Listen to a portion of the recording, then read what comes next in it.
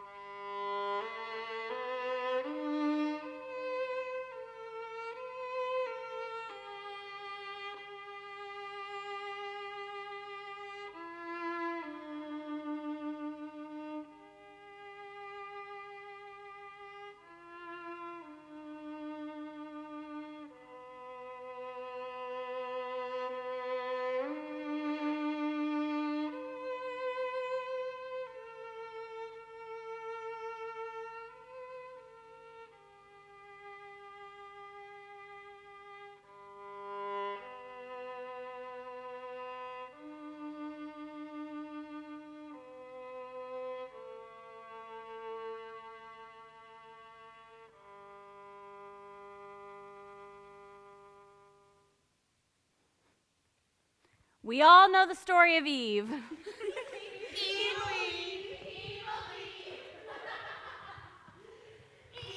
the serpent sitting in a tree. S-I-N-N-I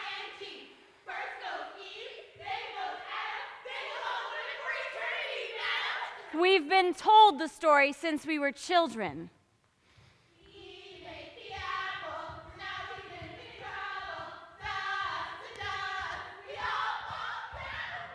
We all know how it was a woman who sinned first, a woman who got us thrown out of the garden, a woman who went directly against God's will. 3, 2, 1, ready or not, here I come! Oh, I found you, I found you, I found you. Oh, I found you. Oh, and I think I found everyone. Okay. We kind of feel like this is what started it all. Woman instantly became worse than man. Man must beware of woman because woman tempts man. Evilly don't drag us down, drag us down, drag us down. Evilly don't drag us down, or we'll get you. Paradise is shutting down, lock up now, kick you out. Paradise is shutting down, you're not welcome. But when I read this story, I put myself in her shoes. I mean, things were good. Things were really good. Garden, food, beautiful days.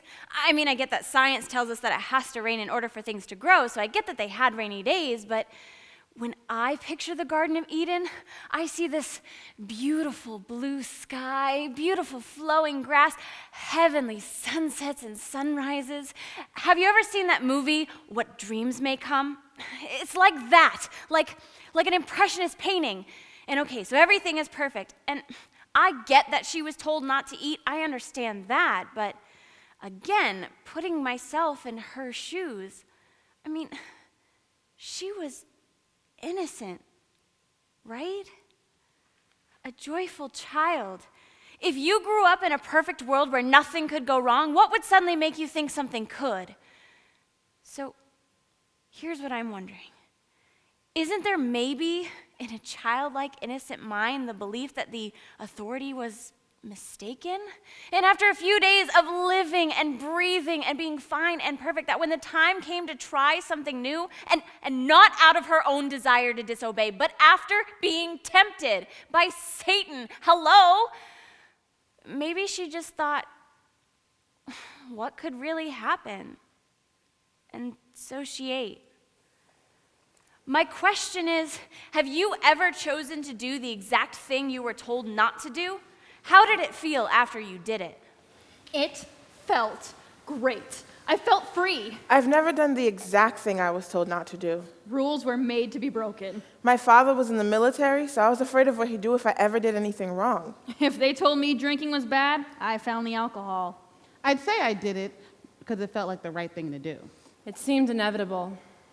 We were raised to follow the rules, or else. Sometimes I regret it, No regrets. but only because I've been made to feel so guilty about it. Not a single one. I did it to prove that I could. Did I walk away upset? No, I had a smile on my face. Believe me, I've been told my whole life it was wrong. He made it clear that there would be a price to pay if I ever went against the rules. I did it because it was fun. How do you interpret a rule that doesn't seem right for you? I guess I never told anyone this, but at first I felt exhilarated, but also terrified. I did it because the women who inspire me rarely follow the rules. I've never had permission to break the rules. I've never felt that freedom. Sometimes playing with fire is invigorating. You're told rules are there to protect you, maybe to protect you from others' judgmental eyes and whispers. So I became a cutter. That's all I can figure. My safe little life can get boring. Scissors at first, but they didn't go deep enough for me to feel anything. I did it because sweet, cute, and quiet, that is not who I am. So I moved to razor blades, I did it because I was bound to do it. and then surgical knives. I did it because I was born to be me. I keep my scars hidden I felt shamed by the world. because of the shame. In their eyes, I had fallen. I guess I needed proof that it was wrong. I needed to know what wrong felt like. All my life I'd only known good and right, and I thought if I did it, I would feel different. I thought if I would wake up the next day and want to tear my eyes out. I don't know, something, but I felt nothing. I was waiting for my body to start contorting or my ears to start bleeding. Instead, it just felt normal. Natural, even, like I'd been feeding myself something I'd always needed. And out of sheer joy, nothing happened. I ran to my friend and told him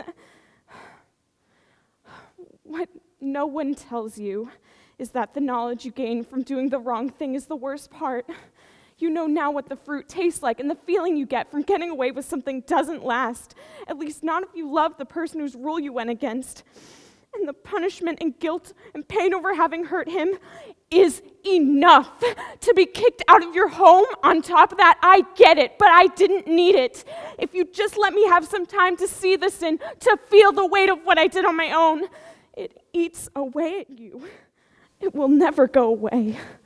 The nature of sinning against someone you love is punishment for the sin itself. You can't unknow what you know.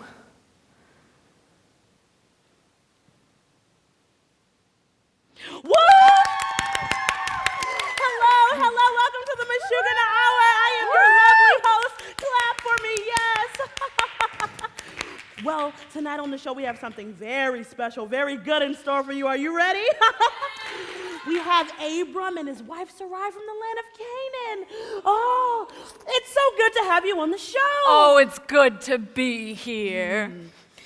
So, I hear you've been having some procreation problems. Well, I certainly haven't. Oh. Are you blaming me?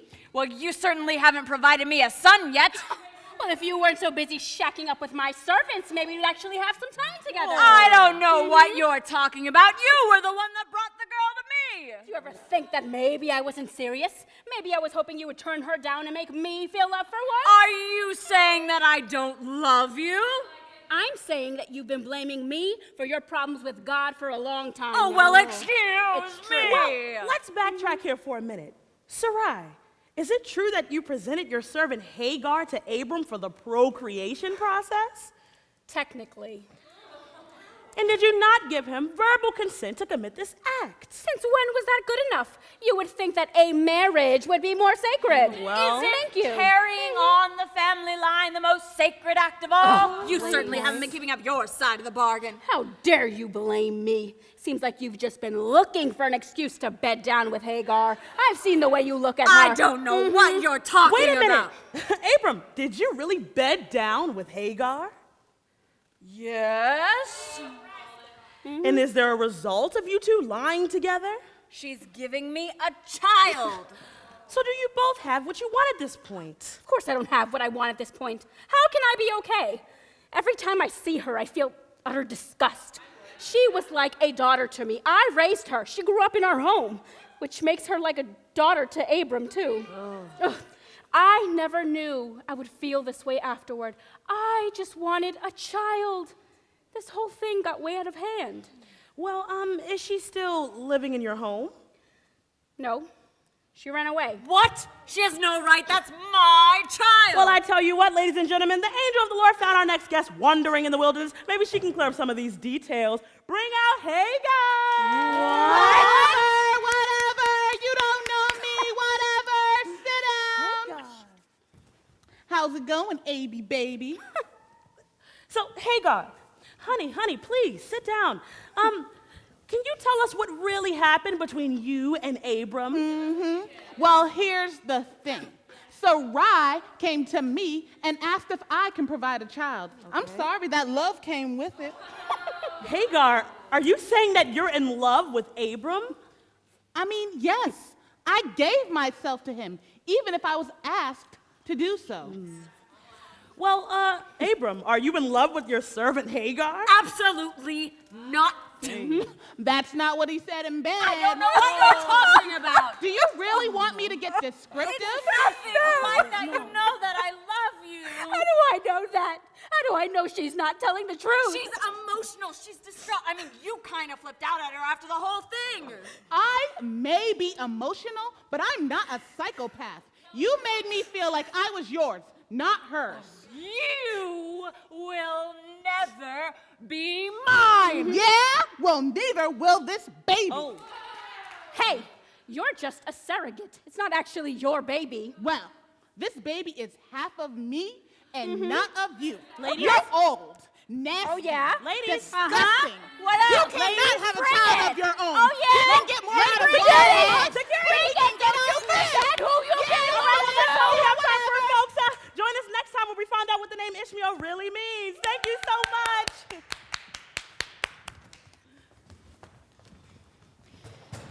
In the book of Matthew, the genealogy of Jesus is presented. It starts with Abraham. Actually, Matthew is the only book that contains any women in Jesus' genealogy. And yeah, it starts with Abraham and Sarah. Same as Abram and Sarai, but they changed their names after Sarah gives birth to a child of her own, even though they thought she couldn't. See how that works, everyone? When you wait on the Lord, he gives you what you need. You don't have to go around using people to get what you want.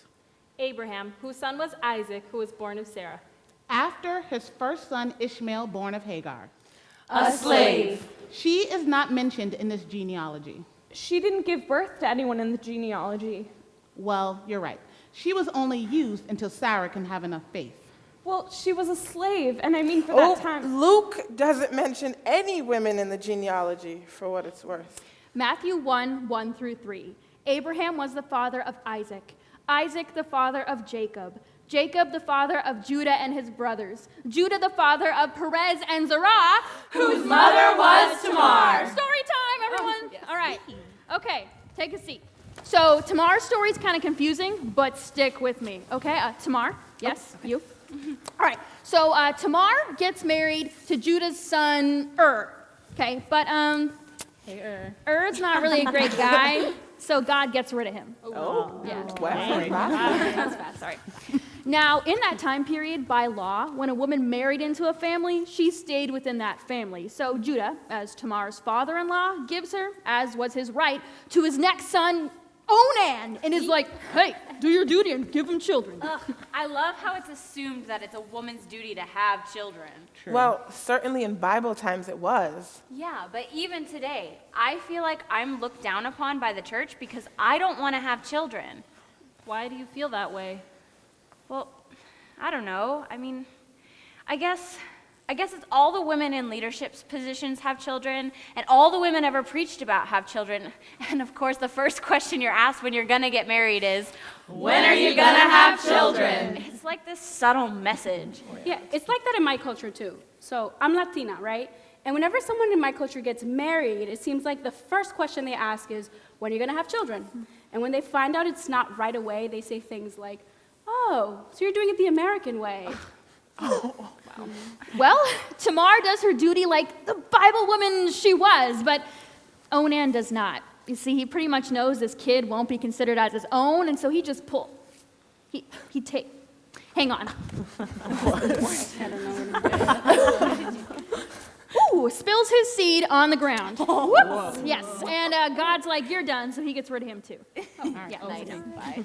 All right, so now Judah's a little freaked out because not one, but two of his sons have died after sleeping with Tamar. I mean, that's pretty bad. It is, I'm sorry. Yeah, and he should give her to his next son, Shelah, but instead he's like, hey, Tamar, why don't you go home and live with your father and stay there until Shelah grows up and can actually be with you. And you have to remember, Tamar is still married to Judah's family, so she can't find anyone else or be with anyone else until Shelah grows up. So she's trapped? In a sense, yes, until Shelah grows up and Judah fulfills his promise. And I have a feeling he's not going to do that.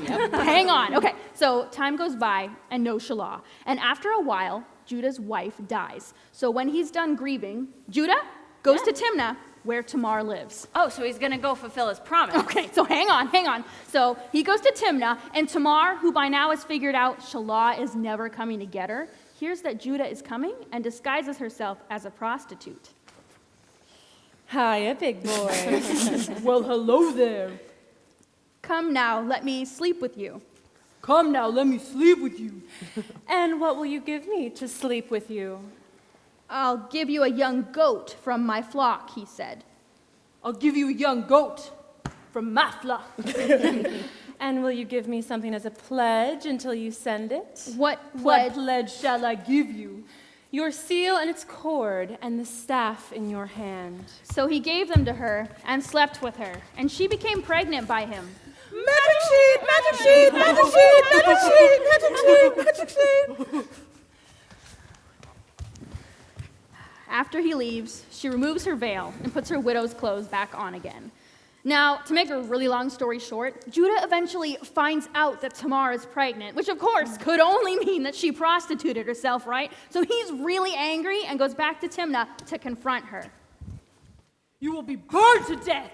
Kill me if you will, but the father of my child owns these. What? Do you know who owns these? No. Actually, according to scripture, in that moment, Judah realizes that he'd set Tamar up for failure, and she'd been in the right by giving him sons and keeping the bloodline. Yeah, they're mine. The best part is coming. She has twins, and as she's giving birth, one of them sticks his little wrist out like this, and then the midwife ties a scarlet cord around it so they could tell which one was born first. But then he pulls his little wrist back inside, and the other one was born first instead. His name was Perez. You know, there's another Tamar in the Bible. She was the sister of Absalom, David's son. Absalom. Sorry. Literature joke? William Faulkner? No one? Okay, never mind. But David's other son, Amnon, loved Tamar, but he couldn't be with her because they were half-brother and half-sister. Half-brother and sister? Does that distinction make any difference? I mean, they're still brother and sister. Amnon makes the distinction according to 2 Samuel. And who was Absalom and Tamar's mother? Maacah. And who was Amnon's mother? Ahinoam. Just making sure we got their names in there. Continue. So Amnon's sick over the fact that he loves Tamar. I mean, she was a virgin, so he couldn't be with her. She was only available for marriage. Wait, he couldn't be with her because she was a virgin? Well, does that mean if she hadn't been, he could have done what he wanted with her? I'm guessing. Wow. Okay, continue. So Amnon's sick over the fact that he can't be with this woman that he loves. So he goes to his friend, Jonadab. Jonadab was crafty, and he lays out this plan for Amnon. He says, "Go, lie in your bed and pretend to be ill. And when your father comes to see you, say to him, 'Please send me my sister Tamar and have her bring food and prepare the food in my sight, that I may see it and eat it from her hand.'" Wait, so here, when talking to his friend, Amnon refers to Tamar as his full sister. The Bible says he says, "my sister Tamar." Yes. So in this little plan of Amnon or Jonadab's or whoever's, the phrase "my sister Tamar" is spoken, so he admits this is his sister he's going to use. Right. I mean, we all know what's going on here, right? Amnon is only pretending to be sick so that Tamar can have a reason to come to his room. And we all know what he's going to do to her. And I don't care if they don't share the same mother. This is incest. Right. Okay. Continue. So, as you said, Tamar goes to his room, and Amnon grabs her and says, "Come, lie with me, my sister." Okay, again, he's calling her sister. And she says, "No, my brother, do not force me. Do not do this disgraceful thing." And she calls him brother. And she says, "Go to the king. I'm sure he'll give you permission. Just don't force yourself." She didn't have permission herself, but her father could have given her own brother permission to have sex with her? And he forces himself on her. And afterwards, he's disgusted with her and tells her to get out. I mean, he hates her as soon as he's finished with her. Wait, what? He's mad at her for this? He's blaming her for his sin. She says that sending her away is worse than what he's already done. She has on this beautiful robe that only virgins can wear, which she now, of course, feels gross wearing. So she tears it off and runs to her brother Absalom. Absalom, Who guesses right away that Amnon has raped her and tells her not to take it to heart because Amnon is her brother. Wait, what? Like it's her brother and I'm sure there's nothing she can do about it? Or it's her brother and I'm sure he didn't mean anything by it? What does it mean she shouldn't take it to heart? And Tamar remained desolate in Absalom's house. Desolate. She never marries or anything? What happens to her? We never hear from her again in the Bible. After the rape, she disappears from the Bible. How does she cope? Who does she talk to? I mean, what happens when she falls in love and she's afraid to have sex because of what happened? I mean, does this destroy her? What are women who have been, or men, or what are people supposed to get from this story? I don't know. What does David do to Amnon once he heard about the rape? David doesn't do anything. But doesn't Absalom kill his brother over this? Yes, And David's response then? he grieves, but he gets it. He knows why Absalom did what he did. David basically did the same thing to Bathsheba, you know. Saw her, she was beautiful. Made her have sex with him and then had her husband killed in order to marry her to hide the out-of-wedlock pregnancy. Like father, like son. Later, Absalom fights against his father for the throne. David hid his own sin by orchestrating Bathsheba's husband's murder through war. He hid it. He wasn't open about it. He didn't teach his sons what he'd learned about temptation. He hid it. Absalom. Absalom.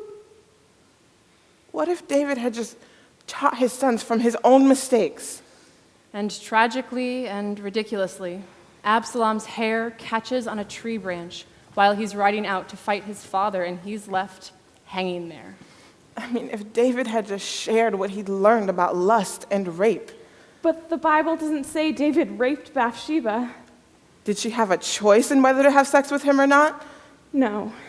And the leader of David's army killed Absalom, even though it had been commanded he should be kept safe should he be found. What if David had just shared his own story of temptation with his sons? And David mourned that he'd lost both sons. Can you imagine how hard admitting something like that to your sons would be for a father? So hiding the sin is better? Absalom. Absalom. No. So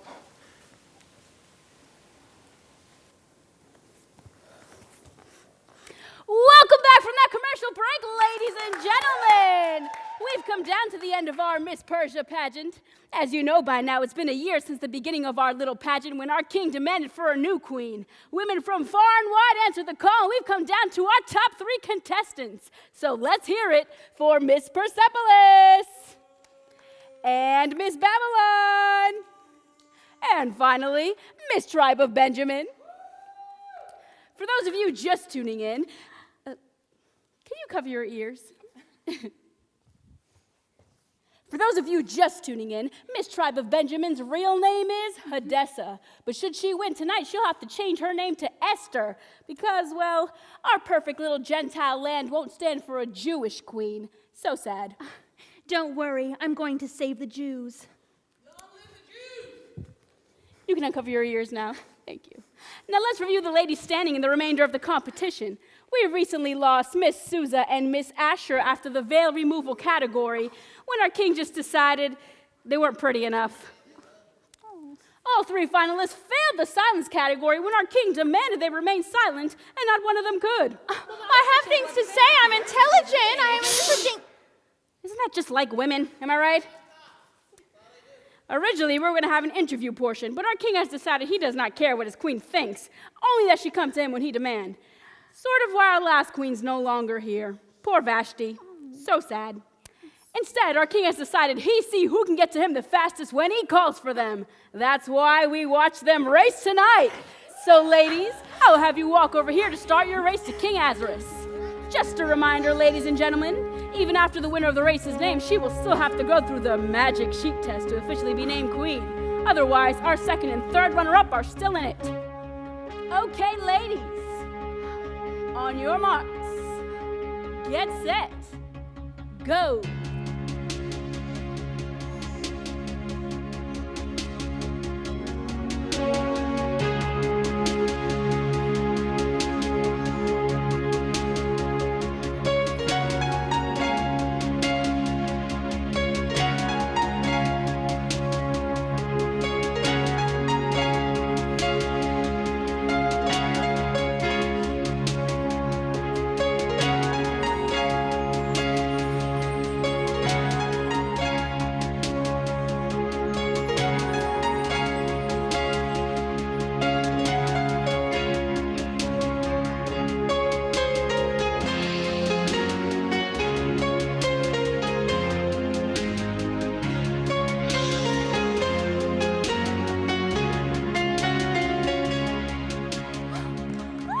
Congratulations, Miss Tribe of Benjamin. Do you have any words to say before you experience the magic sheet test with our king?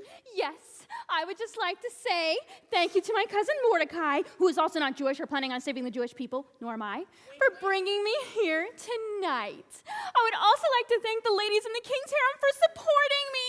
I couldn't have done it without you girls. Oh, and finally, I always liked Queen Vashti, so although I'm glad to be here tonight, I'm sorry it's because she had to leave. Thank you, Miss Tribe of Benjamin. And now, ladies and gentlemen, it's time for the long-awaited magic sheet test. As we wait for the results of our magic sheet competition, let's hear some final words from our former queen, Queen Vashti.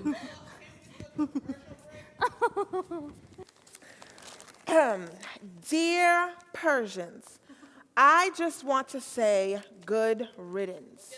The king told me to parade my body through the town one too many times. I said no, I am done submitting. If my punishment is banishment from Persia, I accept, but I will no longer submit. Thank you, Queen Vashti. Time for your life in the wilderness. And it's also time to find out how our contestant did. Your Majesty, how does she stand? That's what I thought. Congratulations, little Miss Tribe of Benjamin! Well, that's it for our once-in-a-lifetime Miss Persia pageant. These women have been hard at work, so what an amazing miracle for Hadassah, who we Gentiles will call Esther, for the sake of her fulfilling God's plan. Hope it all works out for Queen Esther, and that we never have to do this again. Good night, everyone!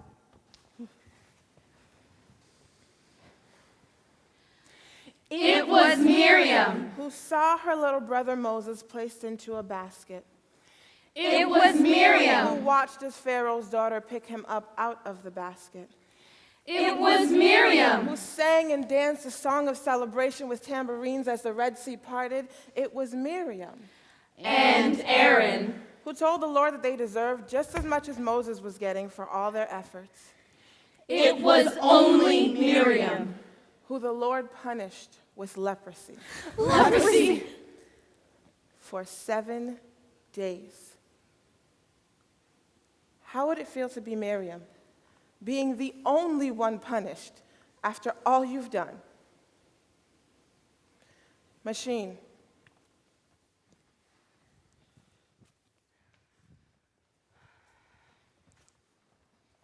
Abandoned, abandoned, abandoned, Why abandoned, me? abandoned, Why abandoned, me? abandoned, Why abandoned, me? abandoned, Why abandoned, me? abandoned, Why me? abandoned, Why abandoned, me?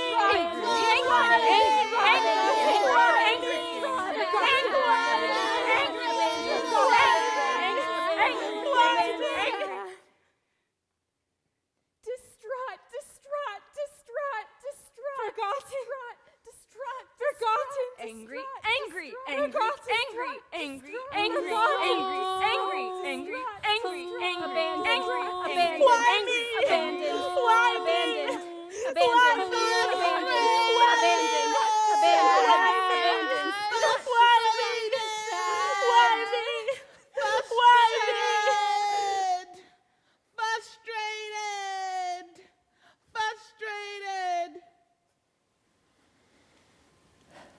Thank you.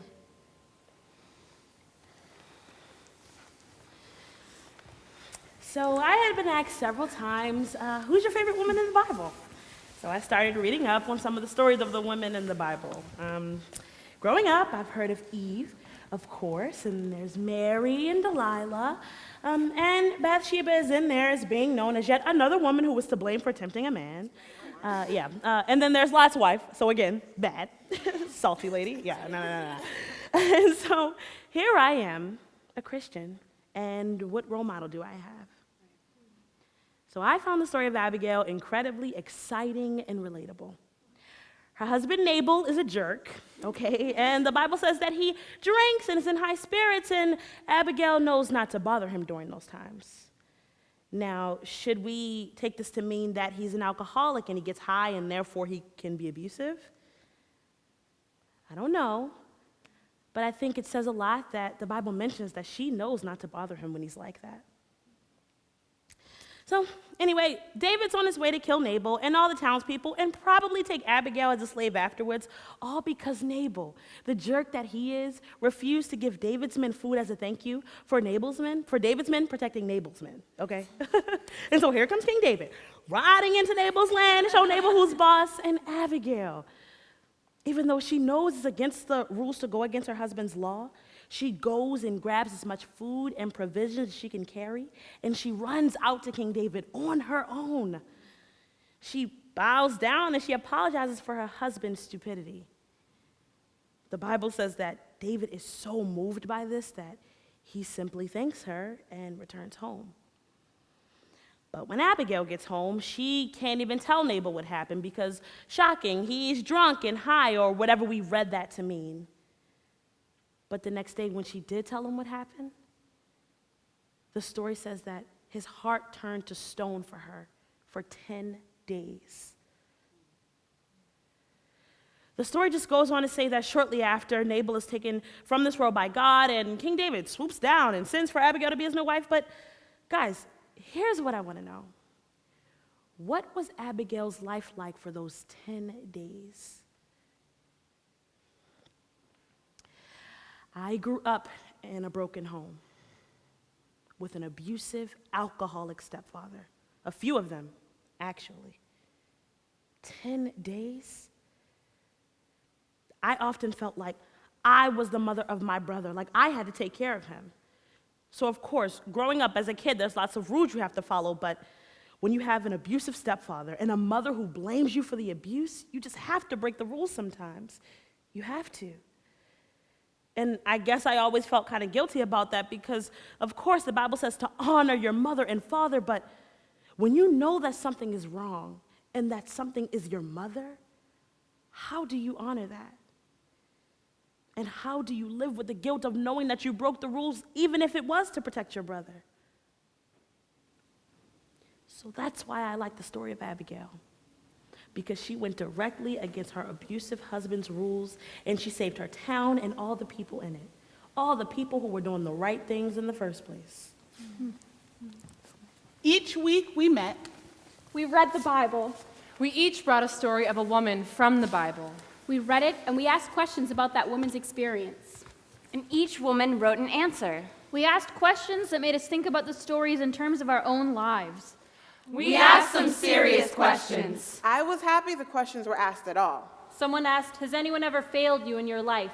Doctors, nurses. I feel like my family has failed me. My boyfriend. My sister. Never mind.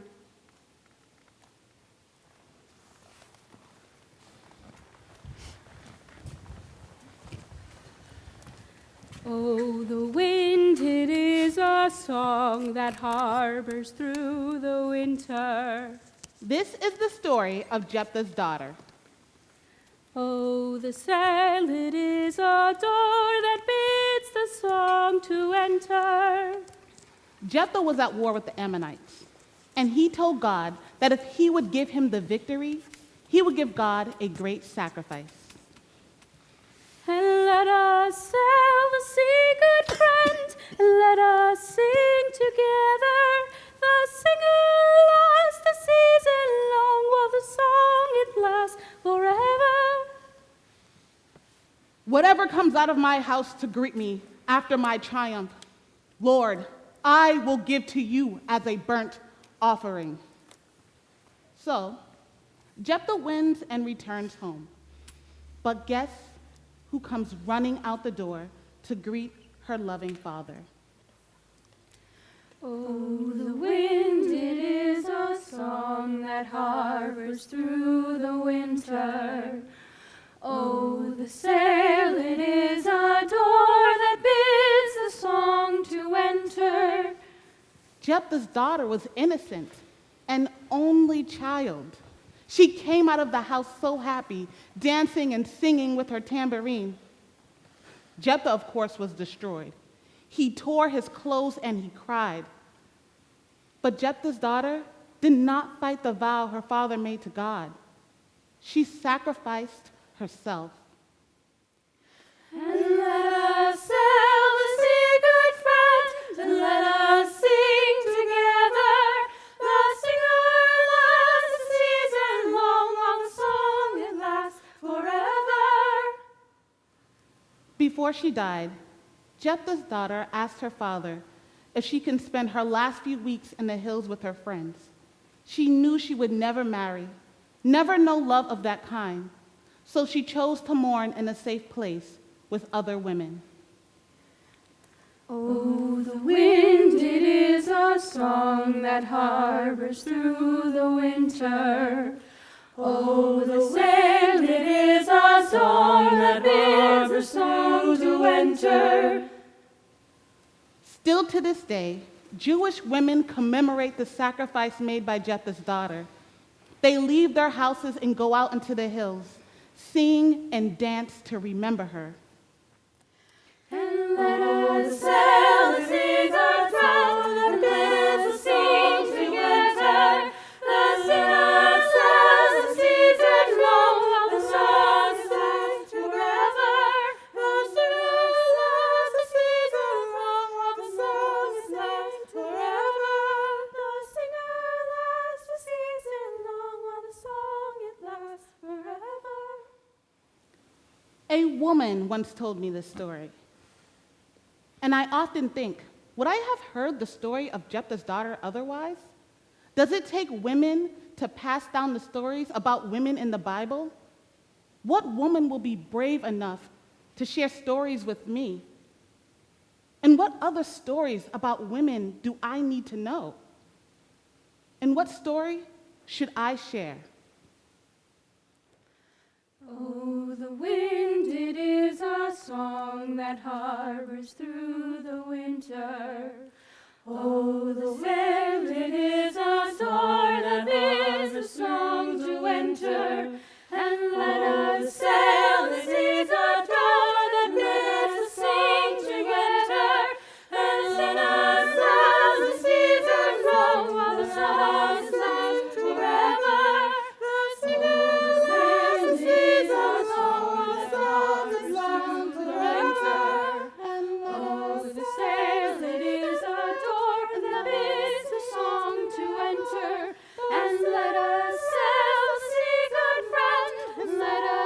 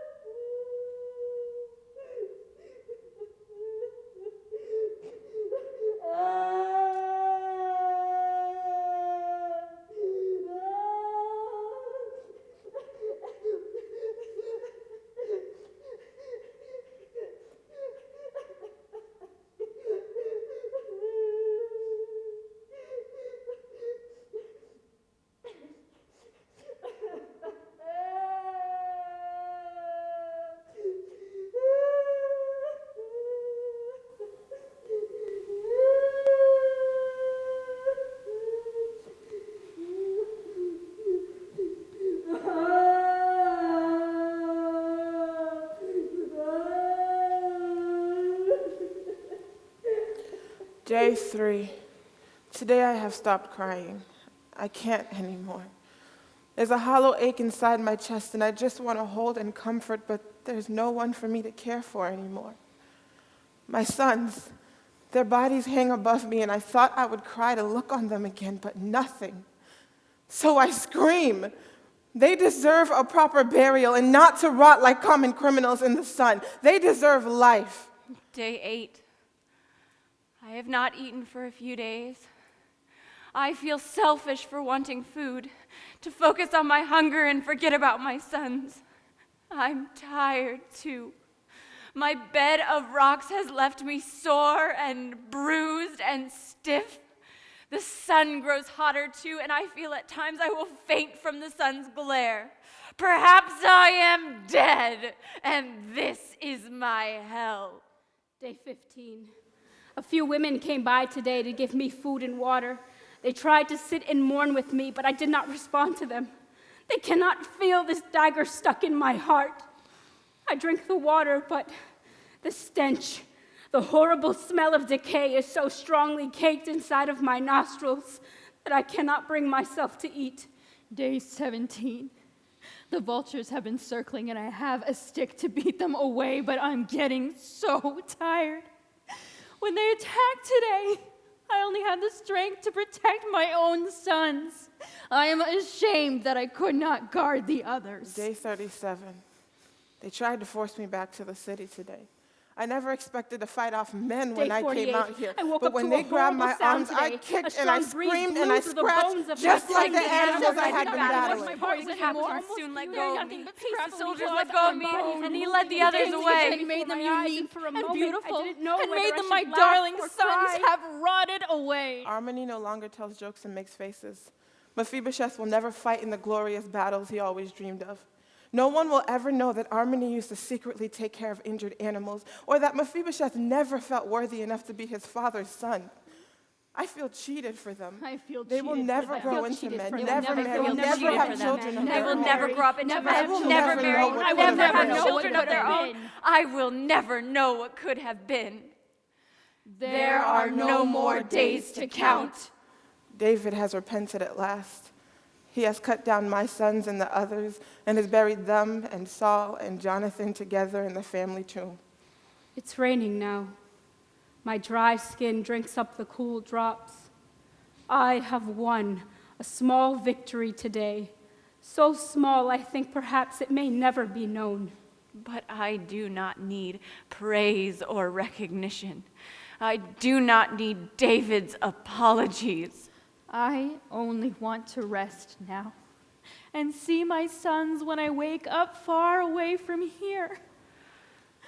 Far from the bloodlust of righteous men. Far from the pain and Far from suffering the of pain this and suffering dust-covered of this world. dust-covered Far world. from the Dust-covered pain and world. suffering of this dust-covered world.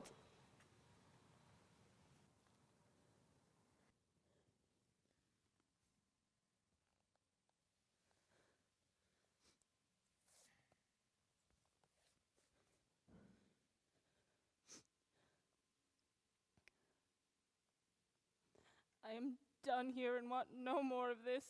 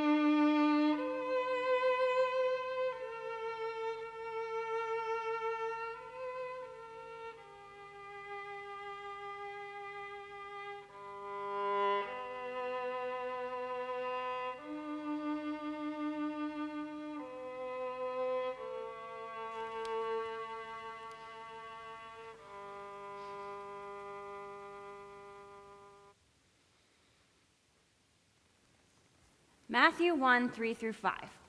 Judah the father of Perez and Zerah, whose mother was Tamar. Perez the father of Hezron. Hezron the father of Ram. Ram the father of Amminadab. Amminadab the father of Nahshon. Nahshon the father of Salmon. And Salmon the father of Boaz, whose mother was Rahab. Okay, can everybody split up into groups of 3? Every group needs to have a Rahab and then 2 Jewish spies, okay? So groups of 3. Oh, wait, there's only 2 in our group. You'll figure it out, okay? So can you tell the story as a Western and you as a horror film and film noir, all right? So, let's begin. I'll just play both. Yeah, and then I'll come over and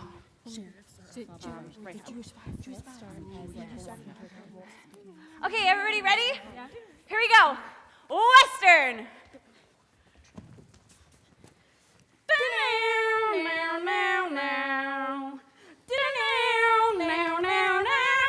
There's a saloon up ahead. Let's go there. Yeah. Clink, clink, clink. Well, hello there. What's your name? I'm Rahab, the Gentile prostitute. Can I help you? Hey, we're 2 Jewish spies, and we're looking for a place to hide. We're looking to get a lay of the land or a lay of something else. Well, what's in it for me? Well, when they come and ravish this town, we'll make sure your family's safe from harm. All right, let's go hide on the roof. All right. Horror film. Oh, Jericho. Knock, knock, knock. Who could be knocking on my door on this dark, cold, stormy night? I should answer. That's the smart thing to do.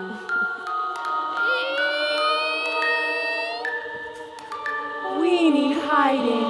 Don't ask questions. Okay. Film noir.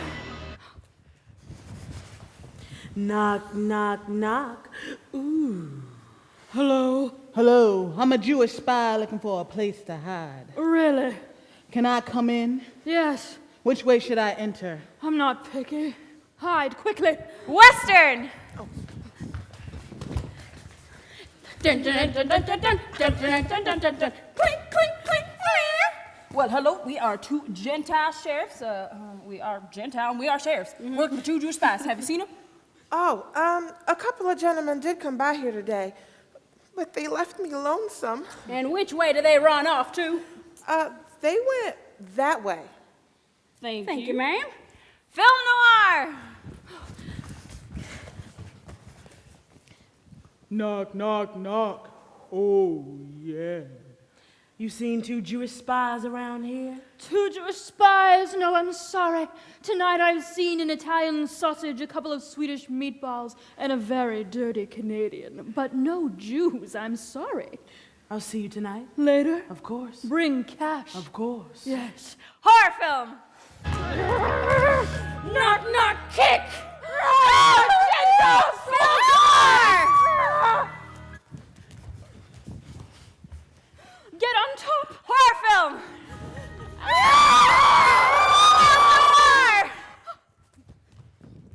Over the roof. Horror film. Oh, they left. They went that way. Western.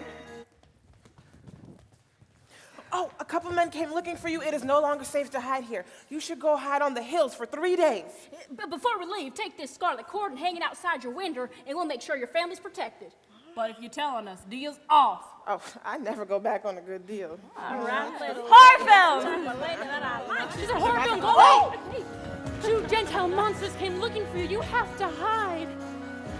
Here, take this scarlet cord and hang it out your window, or die. Film noir. Here. Yes. Take this cord and tie it around your window. Yes. Make sure it's nice and tight. Add and not loose and Western. hanging. Yes, like that. Nice and tight. Add horror film.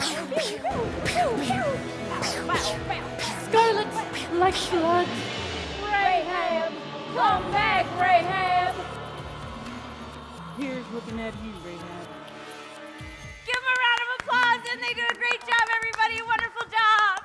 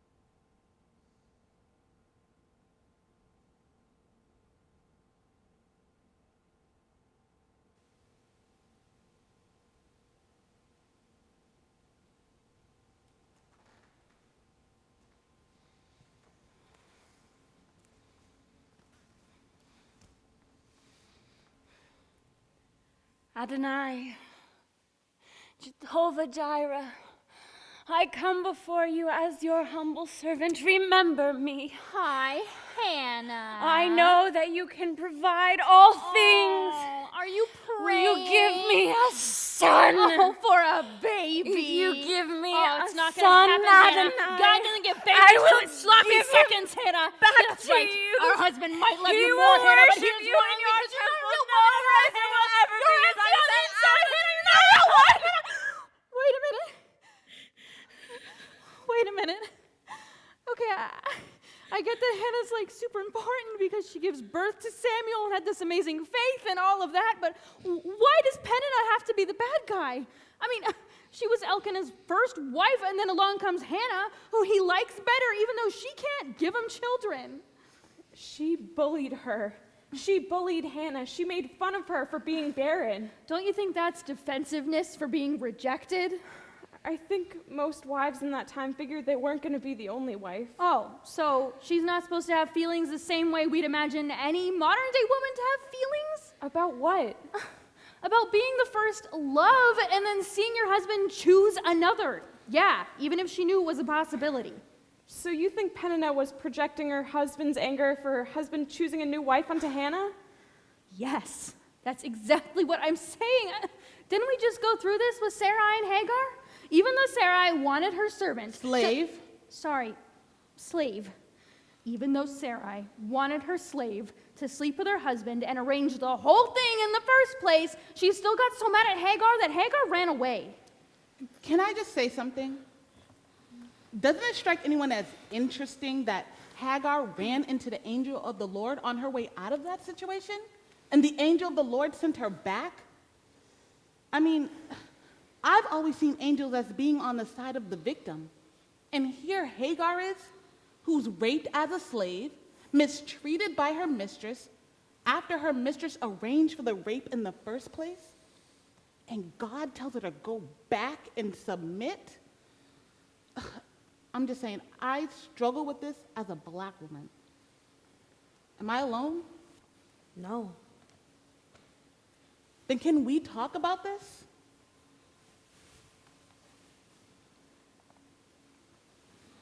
Fine, I'm gonna say it. Abraham and Sarah are seen as these amazing individuals in the Bible. Abraham is Father Abraham, and Sarah is the perfect example of how nothing's impossible with God. But Hagar, who did nothing wrong, is victimized by both of these people, and she's not even talked about. What can we learn from her story? See? That's the exact attitude that gets these type of stories from being shared. If preachers who are set up to have the direct insight to these stories cannot figure out the type of lesson that can be gained from them, they don't even get talked about. And then we run the risk of never even knowing they existed. And if we continue to not talk about these stories, then people who relate to them, women especially, will feel like the church and God doesn't care about them. It's one of those stories American plantation owners would use as a reason why God supported slavery and slave rape. It's a story everyone needs to know about, to say the least. And if we continue, and earlier, we portrayed Hagar like she fell in love with Abraham. Why did we do that again?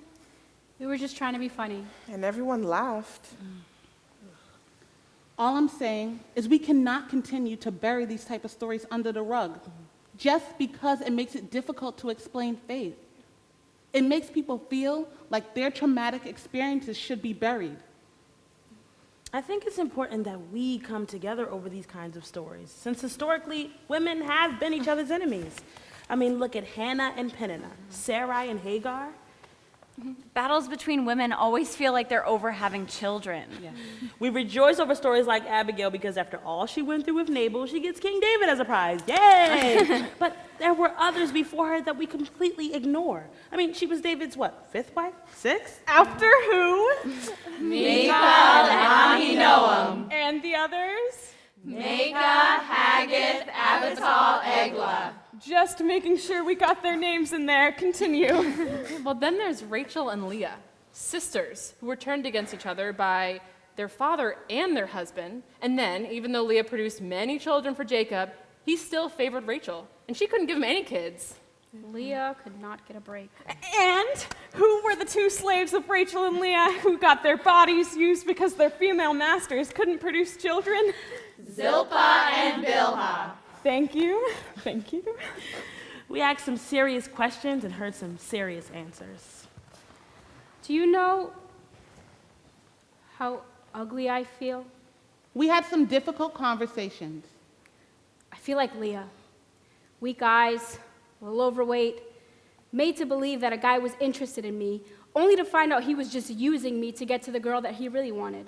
We talked about many topics that are considered taboo in the church. Incest, affairs, porn, homosexuality. I've never had a boyfriend. I've never even had a guy interested in me, or a woman, anyone. Remember, talk back afterwards. I mean, I'm sitting here with most of you who are engaged or even married already, and I've never even had someone look at me like I was attractive. I think I'm funny. I'm smart. I like to read good books and watch good movies, and no offense, but I'm not into dumb comedies. I feel intelligent, but sometimes it's hard to even feel like I'm alive. My mom had me out of wedlock, and the guy was married, and of course he wasn't going to leave his wife. So my mom just had to raise me on her own. And I know this sounds awful, but I feel guilty just being born. My mom never had a lot of money, and my aunt and my grandmother always had to help out.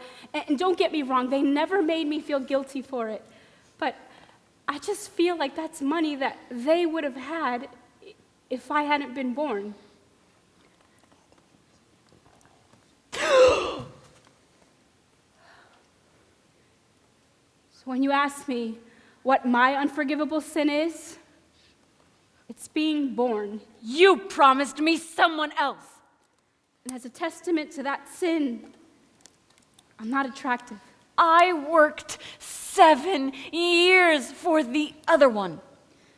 My father never knew me. I have one picture of him with me and my mom, and I'm a baby in the picture. It's like he took one look at me and he left. Oh, come on.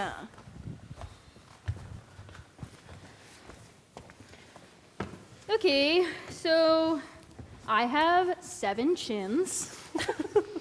All right, I see one chin. Okay, so that's great. And I think that you have a gorgeous face, okay? Thank you. I think that my body is not properly proportioned, and I don't like it. Well, I respectfully disagree. I think you actually have a really beautiful stature, and you carry yourself very tall. Your presence. Thank you. I hate my skin. I think my pores are like this big and horrifying. Really? Because I think you have a beautiful complexion, and it's just it brings such beauty to you. Thanks. I really hate my thunder thighs. What? No, I've never noticed that you have any thunder thighs. You have beautiful thighs. So, you look great. Thanks. My eyebrows. I don't grow hair where I want it to, just here. Oh, well, I think you have beautiful eyebrows. They're a nice size, nice shape, and it goes with your face. Okay. I don't like the gaps in my teeth. I think you're being silly because you have a wonderful smile. Thanks. I don't like my arms. I feel like they're really big and bulky. June, I've always thought you've had the most beautiful body, arms included. Thank you. I don't like the frizziness of my hair. I don't think your hair is frizzy. I think it's curly, it has volume, and it's gorgeous.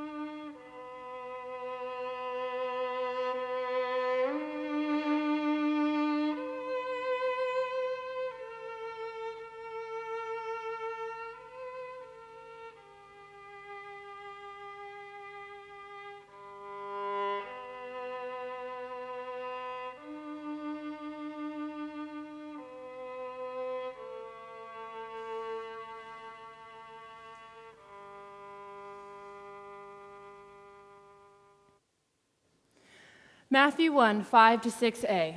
Salmon, the father of Boaz, whose mother was Rahab. Boaz, the father of Obed, whose mother was Ruth. Obed, the father of Jesse, and Jesse, the father of King David.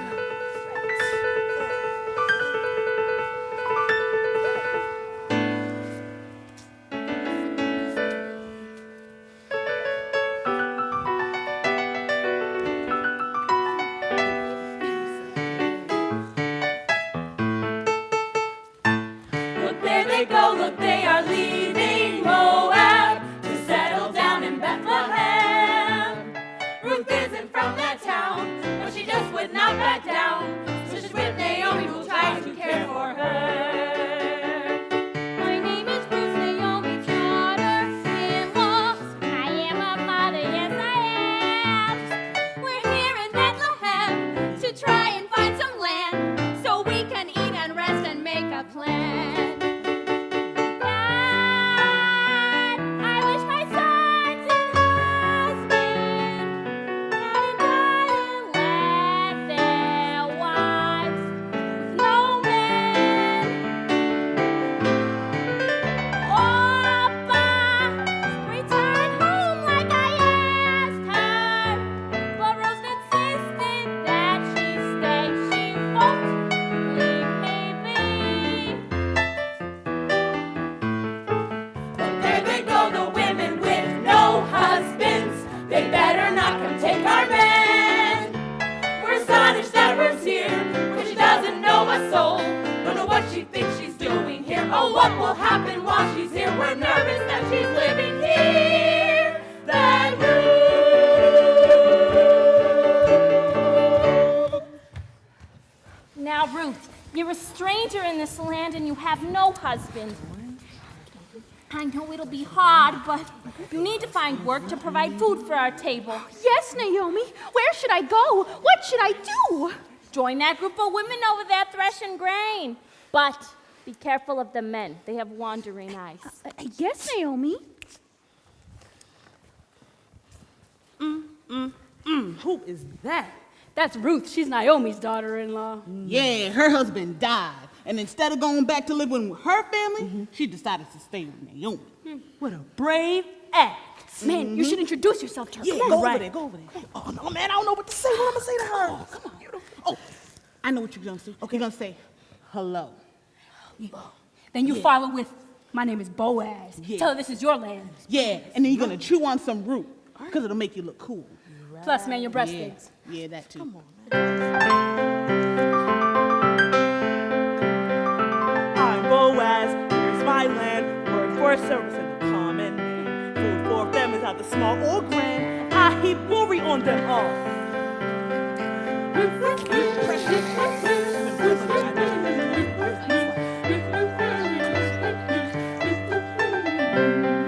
Soon there'll be in this land a young woman who with God's great plan will woo Boaz for the great I am. She'll heap glory on us all. A girl can bring her family great honor in one way, by working hard and marrying, so clean and thresh away. I don't know what to do. This is something I'm not quite used to. Hope the boss won't get mad at me. I'll bring shame upon us all. So, your name, Ruth? Yes. Well, I want you to continue working here on my land with these women, and I won't let any of the men touch you. Oh, kind sir, why do you treat me so well when I'm but a stranger in this land? I heard what you did for Naomi. You stayed with her even though it wasn't safe for you to do so. And besides, man, I'm attracted to you.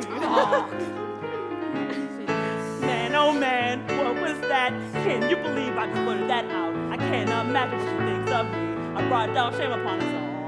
Please heap glory on us. Please heap glory on us. Please heap glory on us. Please heap glory on us. Please heap glory on us all. Dang, man. Could you? I'm sorry.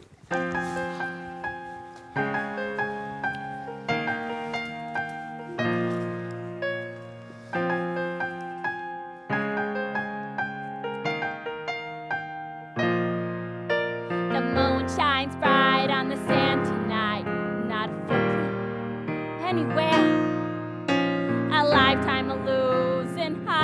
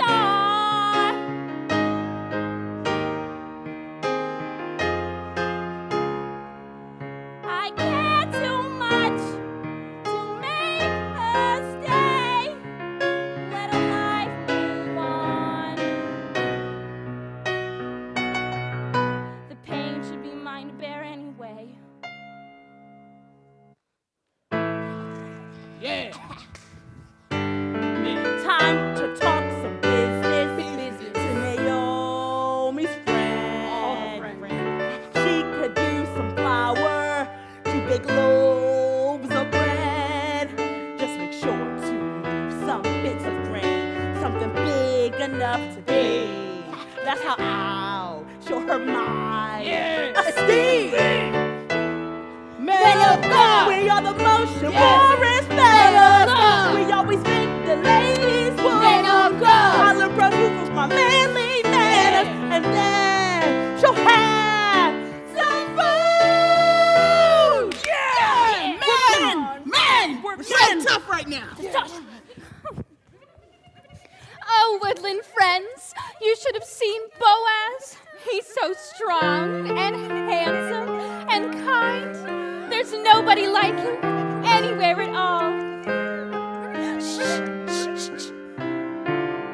Someday I'll marry you. Now that I brought his eye, and away to his farmland we'll go to thresh grain in the moonlight, I know. Someday Boaz will say, Ruth, I'd like to marry you, and Naomi will sing, and wedding bells will ring someday when we say, I knew.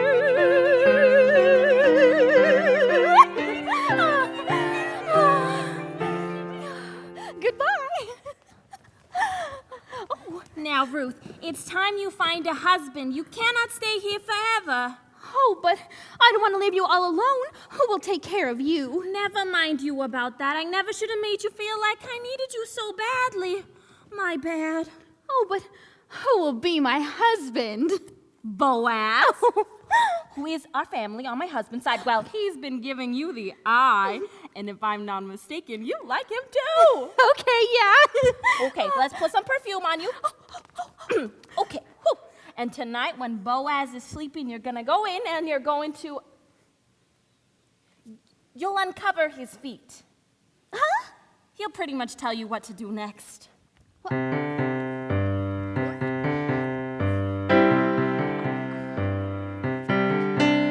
There you see him, sleeping there inside his room. You know that you shouldn't speak, you don't want to wake him. And you don't know why, but you've been told to try. You're gonna kiss his feet. Yes, you want her. Look at her, you know you do. It's possible Ruth's made for you. She might be your woman. Blah, blah, blah. It don't take your word. God gave the word. She gonna kiss your feet. Sha la la la la la, my oh my. Looks like the girl's too shy. Ain't gonna move the sheets. Sha la la la la la, don't be scared. You know that you're prepared. Go on and move the sheets. Sha la la la la la, move along. Ain't gonna take too long. Go on and move the sheets. Kiss the feet. Magic sheet, magic sheet, magic sheet, magic sheet, magic sheet, magic sheet, magic sheet, magic sheet, magic sheet, magic sheet, magic sheet.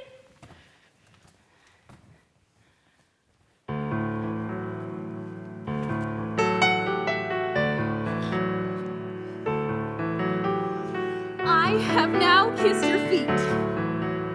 Smelly, stinky, but splendid. Tell me, Boaz, now when did you last let our God decide? God can open your eyes. Take us both to the altar. Over, sideways, and under. There is no escaping this. A brand new day.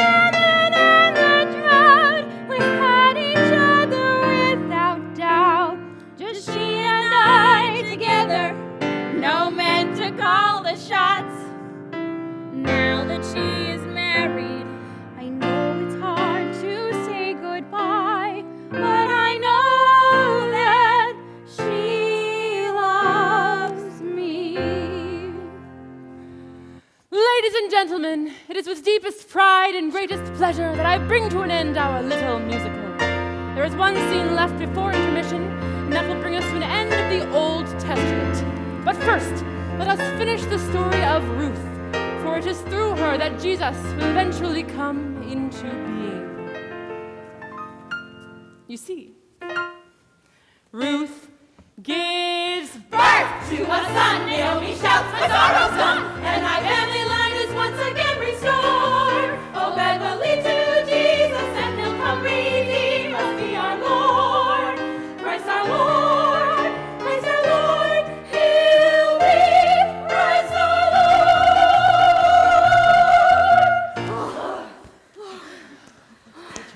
Lord. Matthew 1, chapter 6. And Jesse, the father of King David the father of Solomon, and Solomon, whose mother had been Uriah's wife, Bathsheba. So we have come to Bathsheba. Oh, Bathsheba. Yet another woman used for her body. Oh, Bathsheba. Okay, what I never understood is what she was doing bathing out on the open on the roof. Oh no, he was on the roof. He saw her bathing from where he was standing on the roof. Oh, Bathsheba. I had always heard it as she was out on the roof, like she was being purposefully enticing or something. Let us consult the scriptures, as they say. Oh, Bathsheba, tell me how. Tell me how. Tell me how. One evening, David got up from his bed and walked around on the roof of the palace. From the roof, he saw a woman bathing. Oh, Bathsheba. Oh, Bathsheba. The woman was very beautiful. Oh, Bathsheba. Oh, Bathsheba. So David sent someone to find out about her. Oh, Bathsheba, don't go now, now, now. The man said, "She is Bathsheba, daughter of Eliam and wife of Uriah the Hittite." Then David sent messengers to go get her. Oh, Bathsheba. Oh, Bathsheba. She came to him, and he slept with her. Oh, Bathsheba. Oh, Bathsheba. Now she was purifying herself from her monthly uncleanness. Then she went back home. Oh, Bathsheba, tell me why, why? The woman conceived and sent word to David saying, "I am pregnant." So he just sees her and gets overtaken, and because he's king, he can send for her and she has to come? Right. Sound familiar? Wow, that's never how I've heard it. Heard it as woman to blame again? Yeah, actually, that's exactly how I've heard it. Like, she went out of her way to bathe in front of him and he couldn't help himself. Woman tempts man. Man gives in, blames woman. Story never gets set straight. Okay, fine, but that doesn't happen today. I mean, back then men had that right. Kings had that right. But it's extreme to consider that that happens today. Question: have any of you ever felt taken advantage of by an older man in power, even one as righteous as King David? Have any of you ever been treated like you were only good for... Have any of you ever been sexually harassed or blamed for... You know what? I already know the answers.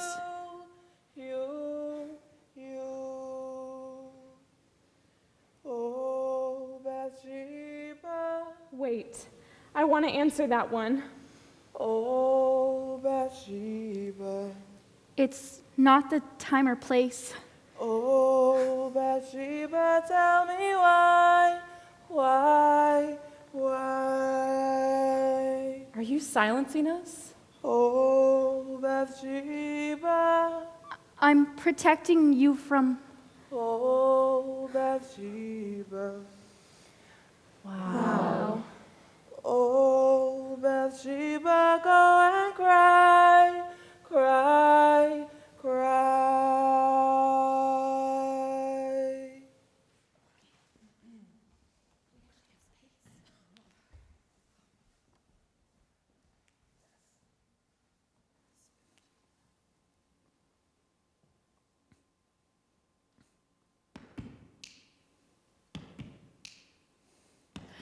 I am the woman.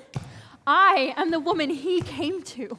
I cannot describe it, for there are no words. No man ever comes to me unless... But when I looked into his eyes, I knew that he did not want. He was thirsty, but not for me. And I was thirsty, but not for men. Believe it or not, I was rarely thirsty for men. Everyone just assumes. But when he looked at me, suddenly, not thirsty. Suddenly and never again.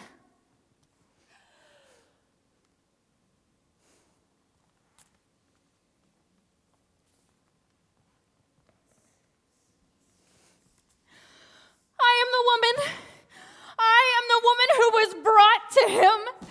I could already feel the stones hitting my face, even though they had not yet been thrown. Where was my lover? Why was he not beside me, as was law? Why only me, the woman? But here, a different sort of man. His words to them, their hands raised with stones. Clear I was not the target, a pawn in their trap for him. I could already feel the blood running. But his words, their arms lowering, his hand reaching for me.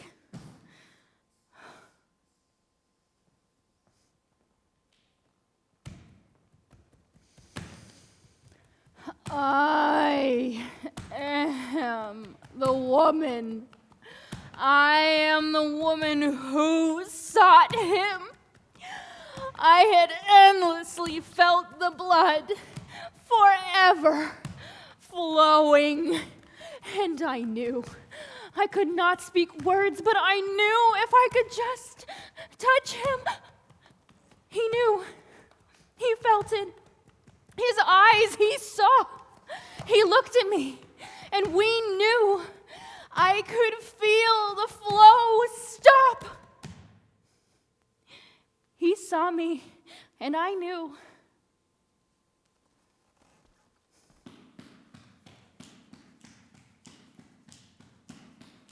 I am the woman. I am the woman who was only a Gentile, not one to whom he was teaching. In most eyes, I would be considered a dog. But I knew he had the power, and I loved my daughter, my poor daughter whose body had been racked by an impure spirit. And I knew if I could just ask him, if I could just get him to see that I had faith in him, even though I was not Jewish, and he heard me. He told me what I expected to hear and then let me tell him that I was not going away. Even I, a Gentile dog who would eat the crumbs as they dropped from the table. He heard me, and she was healed.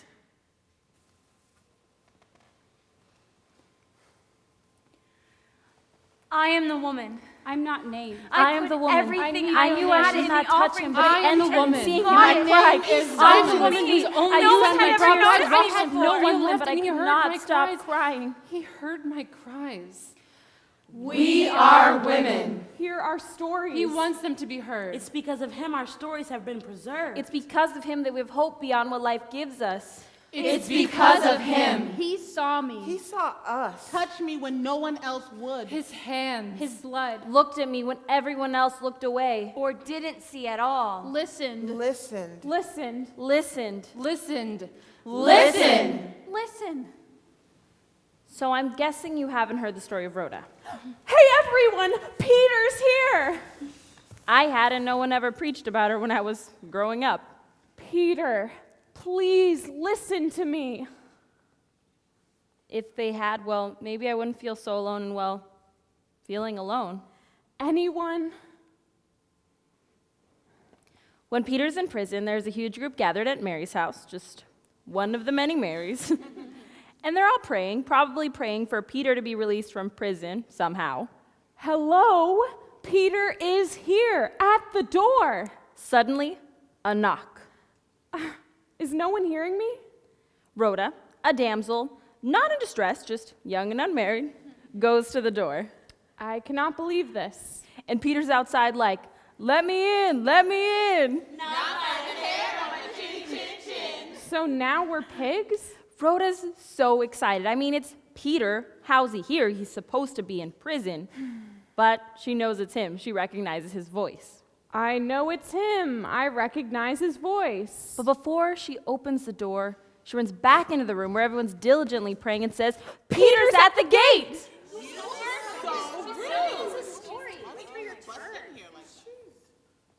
And they ignored her. Shocking. Then they heard his knocking and his voice. Please let me in.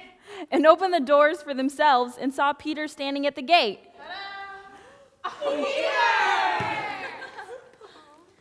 So my question is, after hearing Rhoda's story, have you ever been in a situation where people didn't hear your voice? Yes. Yes. Believe it or not, talking about anything is scary for me. Talking is scary. Speaking, using my words, literally. I spent most of my childhood not speaking at all. No words. I'd say things here or there to my mother, grandmother, and sisters, but I was 10 years old before I said anything to the outside world. My parents thought something was wrong with me. They took me to doctors, everything, but they never stopped to think that maybe it was the environment that was scaring me into silence. You ask what those 10 days were like for Abigail? I get it. I get what you're asking. When you grow up in a house where mothers and stepdads scream at each other and use one another's words against each other in fights that usually end up in punches anyway, I don't know. I figured my voice was the one thing I had control over, so I didn't give it to them. It was my own. It was my own private little voice. And then one day, my mom made me wear this t-shirt to school, and on it was the phrase, "Just ignore me." So I thought, okay, if you think you can control my silence, I will use my voice. And when it came out, it was angry. It was angry for years. So when you ask if people didn't hear my voice, well, obviously they didn't for years, but I didn't hear my own voice. What came out was not who I am. I couldn't find my own voice. Believe it or not, talking with you and listening to your stories has helped me more than you know. It's forced me to speak, yes, but it's also helped me hear my own voice for the first time. And it's not angry, well, I don't quite know yet. Maybe it's not a speaking voice, maybe it's a listening voice. Maybe by not talking I can show I care, because I do care. Not enough of us listen in this world. Maybe, I don't know if I'm making any sense. Maybe it's through listening I can speak. Here's the story of a girl named Mary, who was not the cleanest child of her home. All day long she'd sit and dream of the Messiah. Oh, how her mind would roam. Here's the story of a girl named Martha. She's the sister of our very messy Mary. All day long she'd sweep and mop her family's messes, oh, the load she carried. And then one day Jesus showed up at their doorstep. Martha cleaned the house, around she flew. There sat Mary, listening to his stories. And Martha said, "Hey Jesus, look at all I do." And Jesus said, "Oh Martha dear, do you really think I care about sun dust?" Hi, Martha.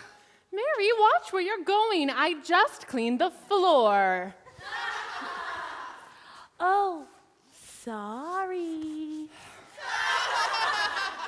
You know, Mary, sometimes I don't know what to do with you. And today, of all days... It's a beautiful day. Maybe for you it is. Why can't it be for you too, Martha? Because you're making me do all the work. Martha, Martha, Martha.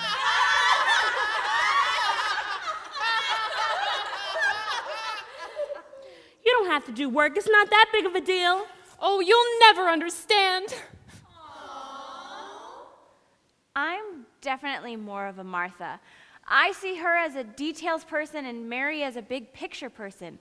I would definitely be the one concerned about making sure there was enough place settings and that everybody had enough food instead of just sitting with Jesus and chilling.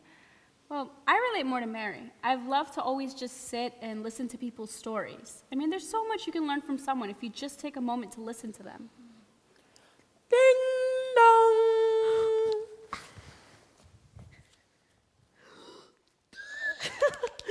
Martha, it's for you. Oh, who could possibly be here? Oh, it's you! Oh, I'm so sorry. I haven't had the chance to. Well, Mary, she wouldn't even help. Oh. Why is Martha always the one preached about as who not to be in the story?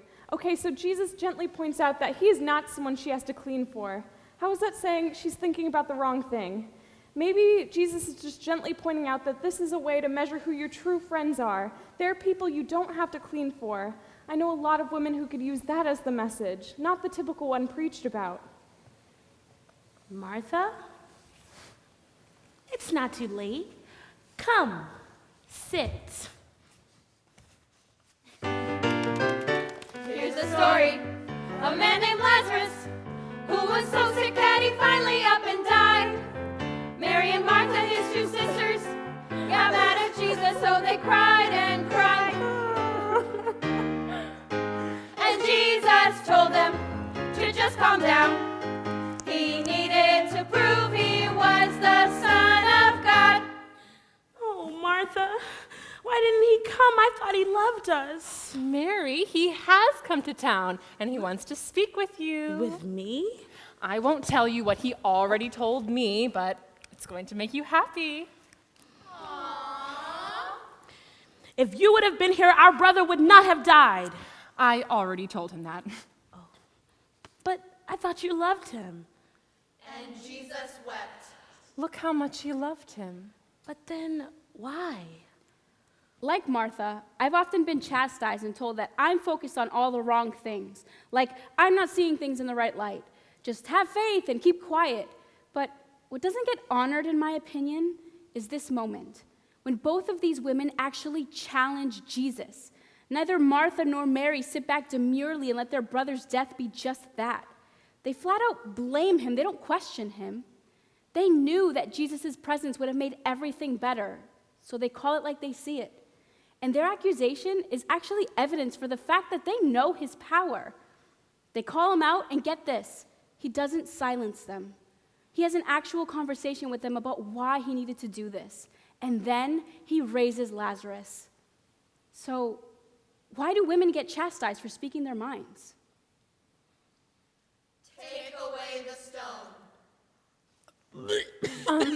Jesus, it's been like 4 days. His body's gonna be smelling really bad by now. Ew. Just do it, Martha. You do it, Mary. I know. Let's do it together. Father, I thank thee that thou hast heard me. Patience is a virtue. Da-da-da-da. Da-da-da-da. Da-da-da-da-da-da-da-da-da. Oh, oh.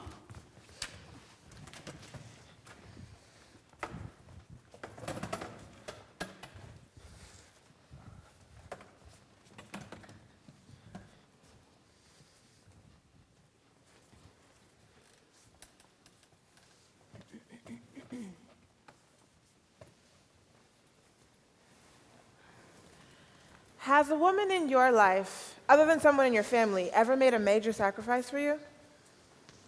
What has happened? She's gone. Tabitha, she cared for me. When I had no one, she made me this. Is it true? I just heard. I'm sorry, yes. Tabitha knitted this for me when my husband was gone and I had no one. It was to keep me warm. I had a teacher once who loved me like I was her own daughter. I didn't have the best home life, so teachers were very important to me. Is it true about Dorcas? Yes, please come in and pay your respects. When my husband died, I had to beg for food to eat and a coat to wear. Here's the one she made for me. I've always found it hard for women on Mother's Day who didn't have children or couldn't have children. At church, we'd have these huge celebrations honoring mothers, but what about the women who took care of everyone around them but had never given birth? Tabitha prayed for me when no one else would. Dorcas would sit and talk with me, laugh with me, and bring me joy. She told me stories, kept me company, Hold me, cry with me. wiped my tears. I've always prayed that God would hold a special place in heaven for these ladies. Teachers, church ladies who never married and never had children, women who were alone but quietly gave to everyone who needed it. You don't hear from them often, and they don't cry to be noticed. In fact, I think they've given up being noticed and instead have devoted their lives to noticing the unnoticed. She will be missed. She ministered to both Jew and Gentile. She saw no distinction, and she was loved by both in return. That's why I've always loved the story of Tabitha, or Dorcas, whichever name you prefer. Luke speaks so highly of her, he uses both of her names. I think to show that she was a true disciple by ministering to everyone, not just the Jews and not just the Gentiles. And what I love is that as soon as Peter heard what's happened, he goes to her and he prays with her and simply tells her to get up. And Tabitha blinks her eyes, and Peter helps her up and returns her to the community that simply would not let her die. I wonder if her story is in here for all the women who go unnoticed. We can't do this without you. And thank you. Thank you.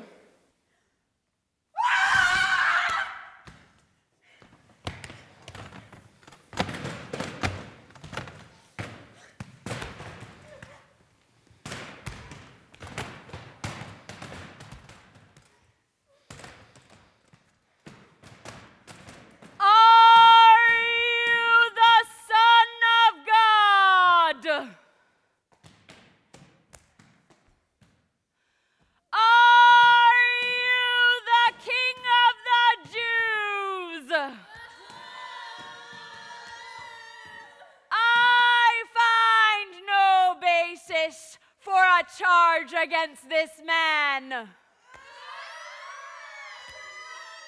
What crime has he committed? I will release him. You wish me to release the prisoner Barabbas instead? No! Pilate! Husband! Don't have anything to do with that innocent man, for I have suffered a great deal today in a dream because of him.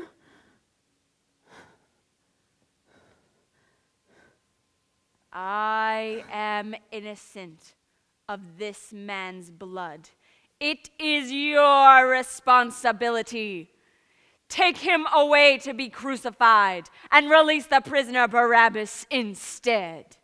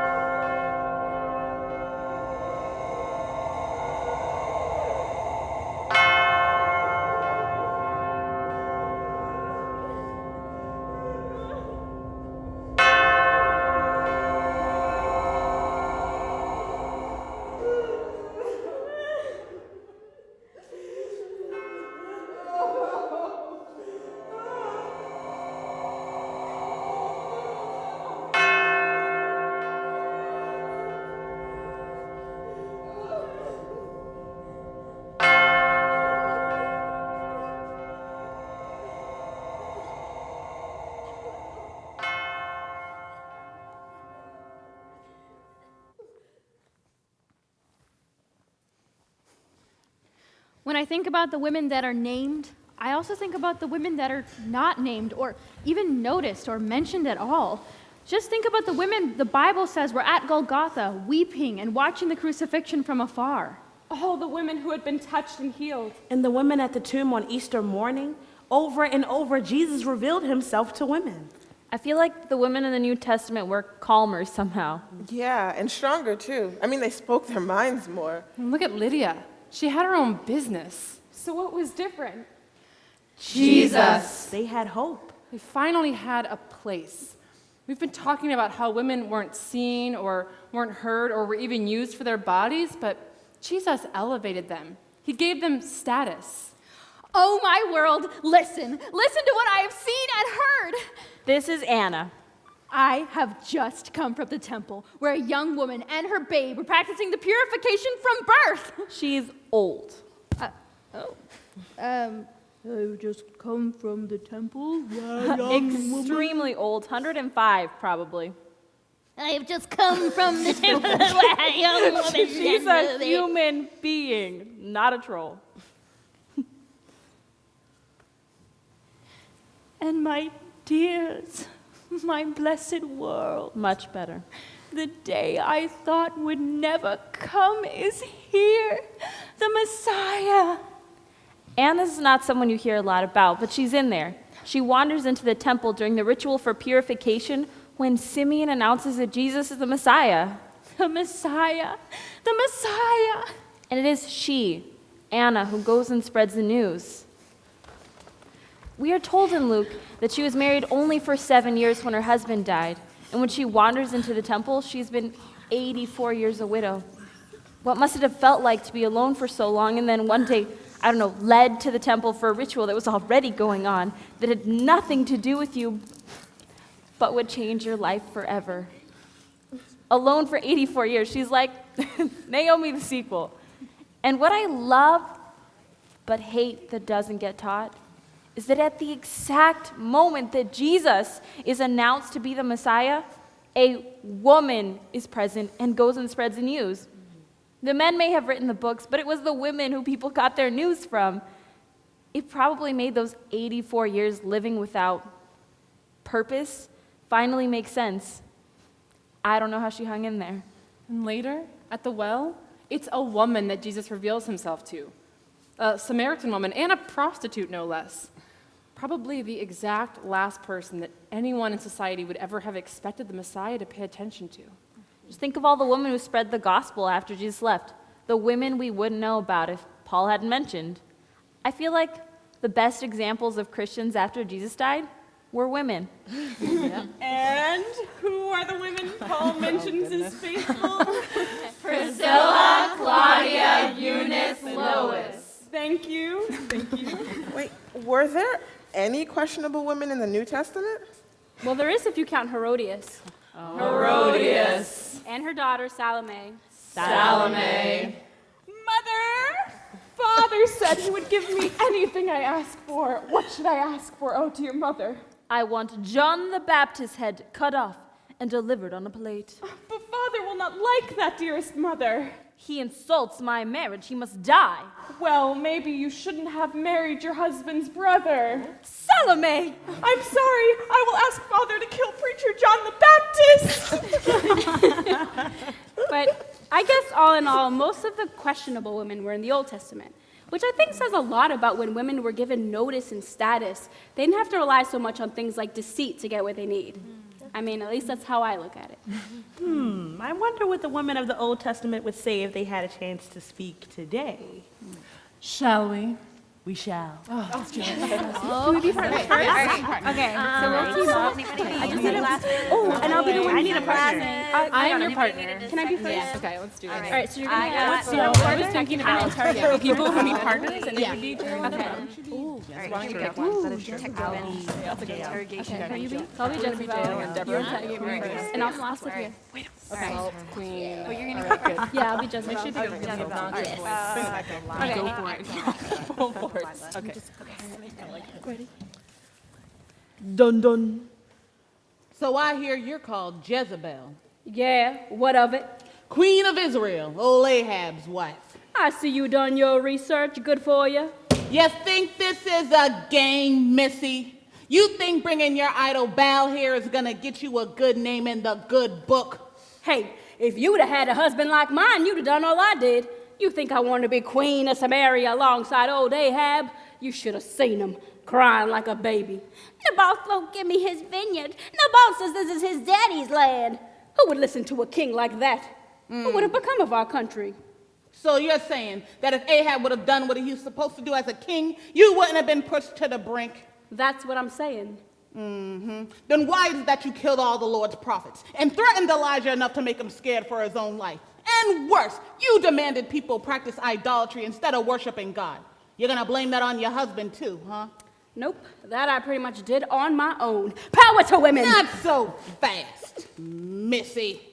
I hear you've been called a witch, an idolater, and dare I say it, a whore. What do you gotta say for yourself? I don't know about all those things. I mean, Jehu was really mad when he said those things, so that's all I got. I mean, I did fix my hair and put makeup on when he came to kill me, but what woman doesn't want to go to her death looking her best? Well, I guess we can let that one go. But it is true, you're only called a whore in the Bible when you put on your makeup going to your death. So we'll let those accusations go, but murderer! Yes, in the name of my weakling king of a husband, I killed Naboth. In the name of my own religion, Elijah killed my prophets and I killed his, and I do it again. Sentenced to death again by dogs. Dun dun. Go ahead, officer. Do what you want with me. Delilah, Delilah, Delilah. It was dumb, but they offered me, like, a lot of money. So you admit what you did to Samson. I'm admitting it, aren't I? What do you have to say for yourself? Sorry? That's it? Look, I don't know what you want me to say. Was it dumb? Yeah. Do I feel bad? Yeah. But when you're a woman in, like, the time of the judges, there's not a lot of options, know what I mean? Get her out of here. Dun dun. Why did you turn back when you were told not to? I was there. It was my home. I didn't want to see it burn into the ground. But you knew the kind of things going on in Sodom. Why would you want to look back on that? I don't know how to keep explaining this to you. I'm a sentimental woman. But you were told not to. Okay, let's try something. Don't turn around. If you do, you'll be turned into a pillar of salt. What? That's ridiculous. Hard to believe, right? How was I supposed to know what actually happened? But in your case, it was God Almighty who told you. Hey, lesson learned. Good call. Release the woman. Did you think Joseph would actually want to sleep with you? Sure, who wouldn't? How did it feel to be rejected? I think you know how it felt, which is why I cried rape. Do you know how many women actually get raped? Do you know what an insult it is to them that you did that? Yes, I get that, but I never get to see Potiphar. He has other women, you know. People always forgive the men for their concubines and prostitutes and fifth and sixth wives like they're men, they need it more. But they'll never forgive the woman for needing the same thing. That is so true. All right, I'm releasing you, but you're doing community service.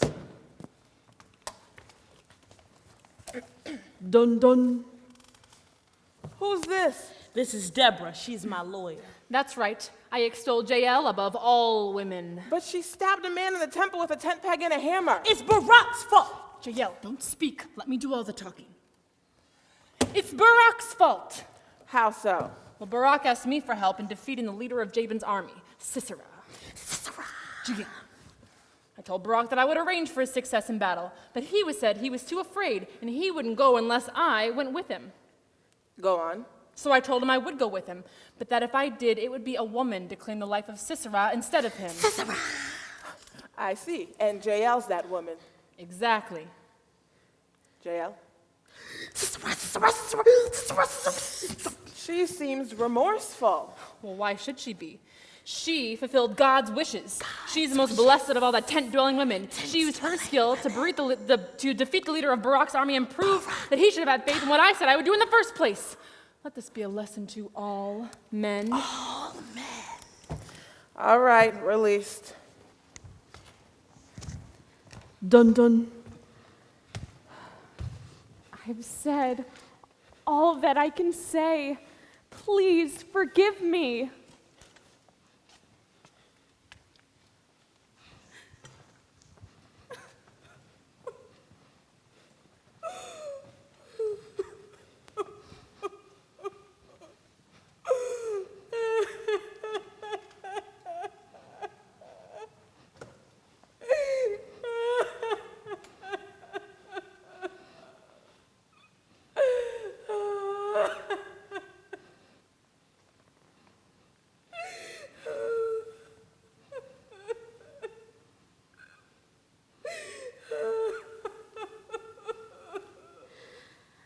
I hear the Savior say, thy strength indeed is small. Child of weakness, watch and pray. Find in me thine all in all. Jesus paid it all to him I owe. Sin had left a crimson stain, he washed it white as snow. Lord, now indeed I find thine power and thine alone can shed the leper's spots and melt the heart of stone. Jesus paid it all to him I owe. Sin had left a crimson stain, he washed it white as snow. Jesus paid it all to him I owe. Sin had left a crimson stain, he washed it white as snow.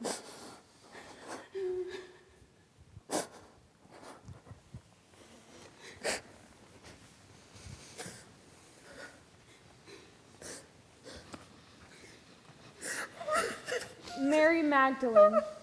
What must it have been like to have been healed by Jesus, followed him, cared for his disciples, loved him, only to watch him be murdered? I've heard so many people call her a prostitute. In the Bible, it says she was possessed by demons. Demons does not automatically mean prostitute. Jesus healed her. I feel like I should do something. There's nothing we can do. She's in so much pain. Just let her feel. Sometimes you have to feel in order to heal. She just watched her best friend be murdered. He died for her. I can't imagine what that must be like.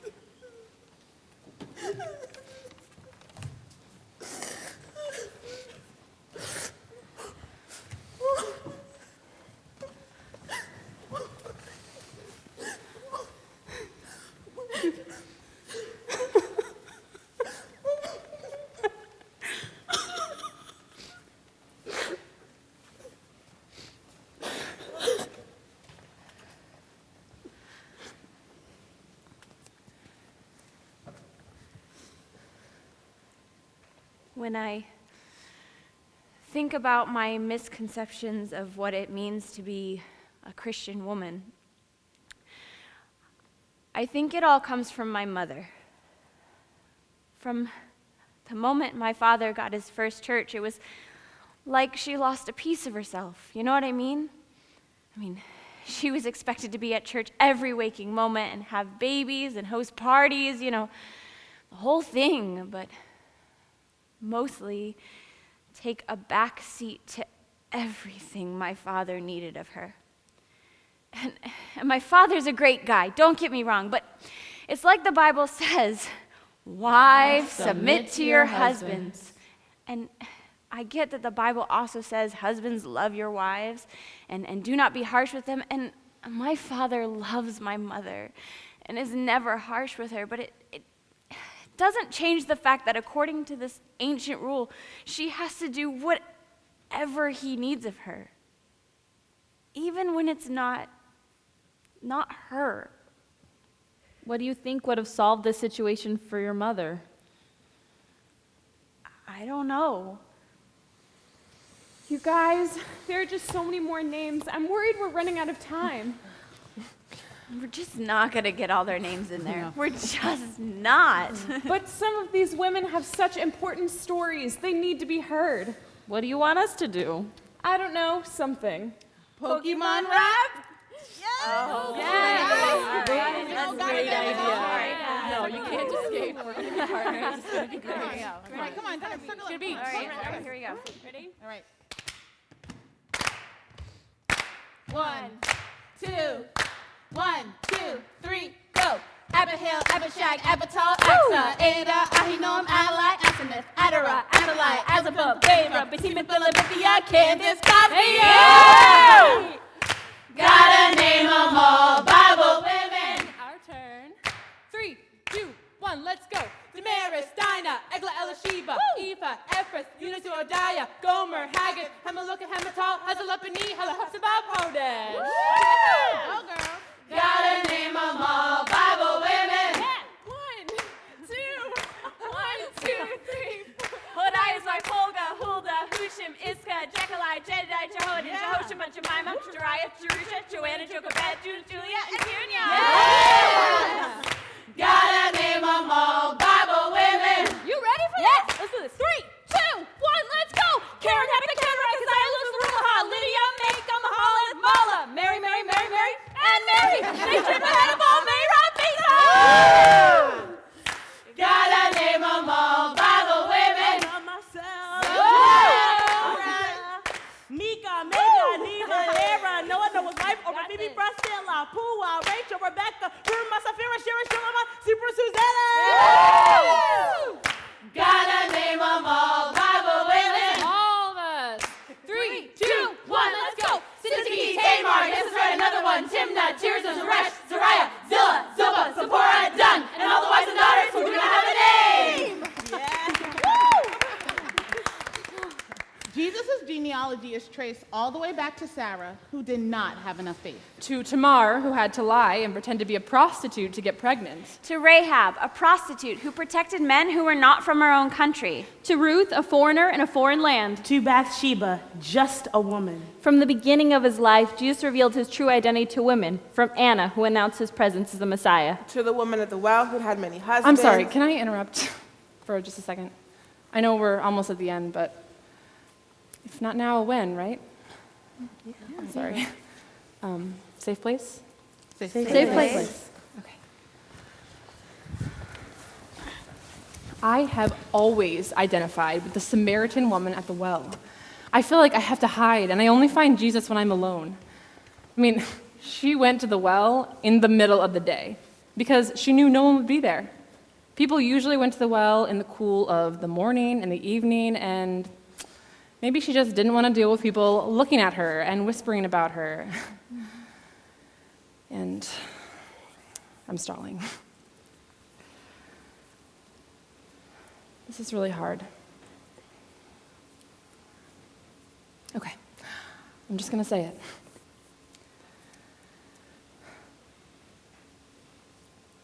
I am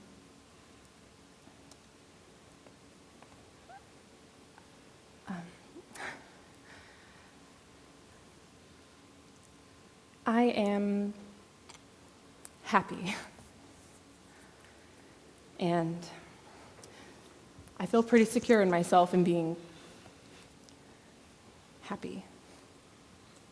But I don't feel loved by the church. And I feel like Jesus made it pretty clear by the way that he lived, and especially by the way that he died, that his love extends to everyone. And there aren't supposed to be rules for who he loves. It says in the Bible, in John, right after Jesus gives his new commandment to love one another, "By this shall all men know you are my disciples, that you love one another." And if it's supposed to be through that love that people come to know Christ, how are we offering that opportunity for happy people? And I've looked for churches, that would accept me, no questions asked. And I've left churches that I loved because as soon as people found out, the looks started, and soon I was the only one sitting in my pew. Or sometimes the church would say that they accepted me, but the people didn't agree with that, and they would use me to show how they didn't agree. Or they'd go out of their way to make me feel welcome, but then as soon as I wanted to get involved in some way other than just sitting in the congregation, I was told I can't really participate. Do you think if you don't let me stand up in front of people, you can pretend I don't exist? I'm here. I exist, and I just want to meet my thirst when the rest of the world does.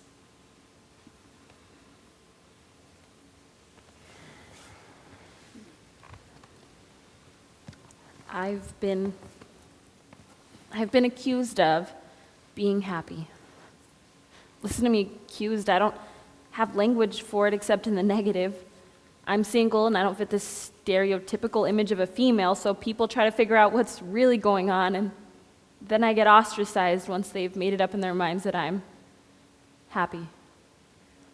Well, what do women do who are looking but can't find anyone? Accusations start. Accusations that wouldn't exist if the church didn't make it an issue of contempt.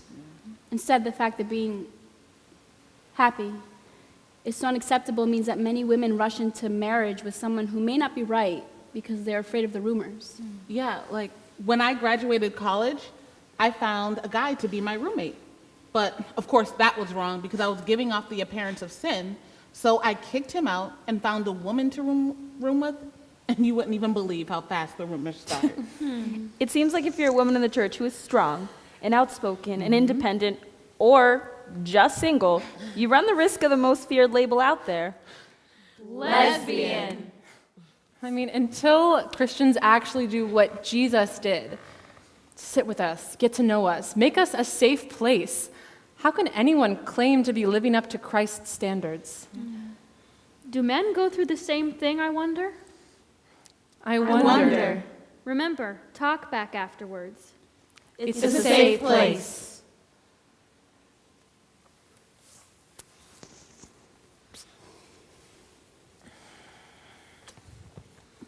I have sex even though I'm not married.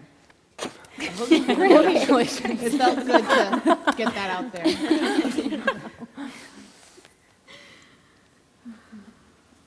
What's your unforgivable sin? And how do you cope with having committed it? You're not alone. Safe place? Safe place. Sometimes I use my Christian beliefs and abstinence as a reason for why I won't have sex before I'm married. But I wonder if that's what I really believe, or if I'd been born with a better body. I don't know. Okay, how far is too far? I mean, really, some people are like, don't kiss, it's a sin. And others are like, don't touch, you'll end up having sex. And then some are like, just don't have intercourse, but you can do everything else. I mean, where's the consistency? Can someone just tell me what I'm allowed to do already? Okay, I don't mean to get all conservative on you guys, but I happen to believe in abstinence. Yes, of course. I mean, absolutely. Okay, I just want to make sure it's a safe place to talk about the traditional views as well as the liberal ones. Well, just so you know, I believe in abstinence too. I take my body and who I give it to very seriously. So you're not alone. Hey, I'm a virgin, and I can't wait to have sex. Can I say something scary? Yeah. Of course. All right. So, growing up in the church and learning about Eve and Bathsheba and Jezebel, okay, who knew that she was called a whore only once and by a man, and only because she wanted to put makeup on while she was going to her death? I mean, is that all it takes to get a label for all eternity? Anyway, I was basically taught that it was my role as a female to avoid tempting men. I was even taught to dress a certain way just so I wouldn't be seen as tempting. And there was this man that I trusted, a married Christian church leader. And he groomed me. I didn't even know that was a thing. I didn't see myself as somebody that a married Christian church leader would find as attractive because I worked so hard to not be sexy. So I was blindly led down a path of emotional abuse and sexual harassment that lasted for years. When I finally realized what was going on, I felt so used and betrayed that I almost lost who I was. And then, when I felt ready to finally start telling people, they thought I just wanted attention. It's like they took one look at me, at my obviously non-attractive self, right? And thought, she must be lying. Then I think about women who are raped and are blamed because they were dressed too sexy. We lose either way.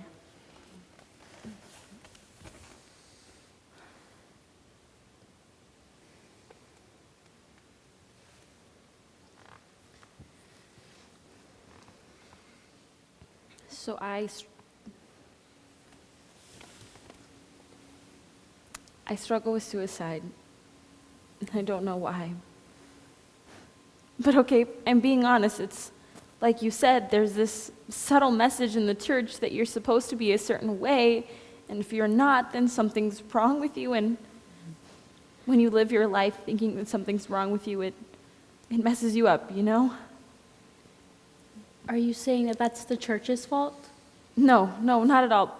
But I don't know, I wish that outcasts were more elevated in the church. If I had an example of someone in front of me who was messed up but passionate about Jesus, like the woman at the well, or the Syrophoenician woman, or Mary Magdalene even, these women weren't Christians until Jesus gave them a place, and if people like me were given a place. Can I just say this? The church was my only consistent family growing up. After my parents got a divorce, it was my father to make sure he had us at church every Sunday and Sunday night and Wednesday night, and that's the whole thing. But I get you. I wish the church was more open and honest and had less closed doors because, like you, I have struggled with suicide. And like you, I've struggled with self-harm. I've even struggled with my sexuality. And the one place where I felt the most loved was the one place where I felt like no one would understand. It's nice to know we have a safe place.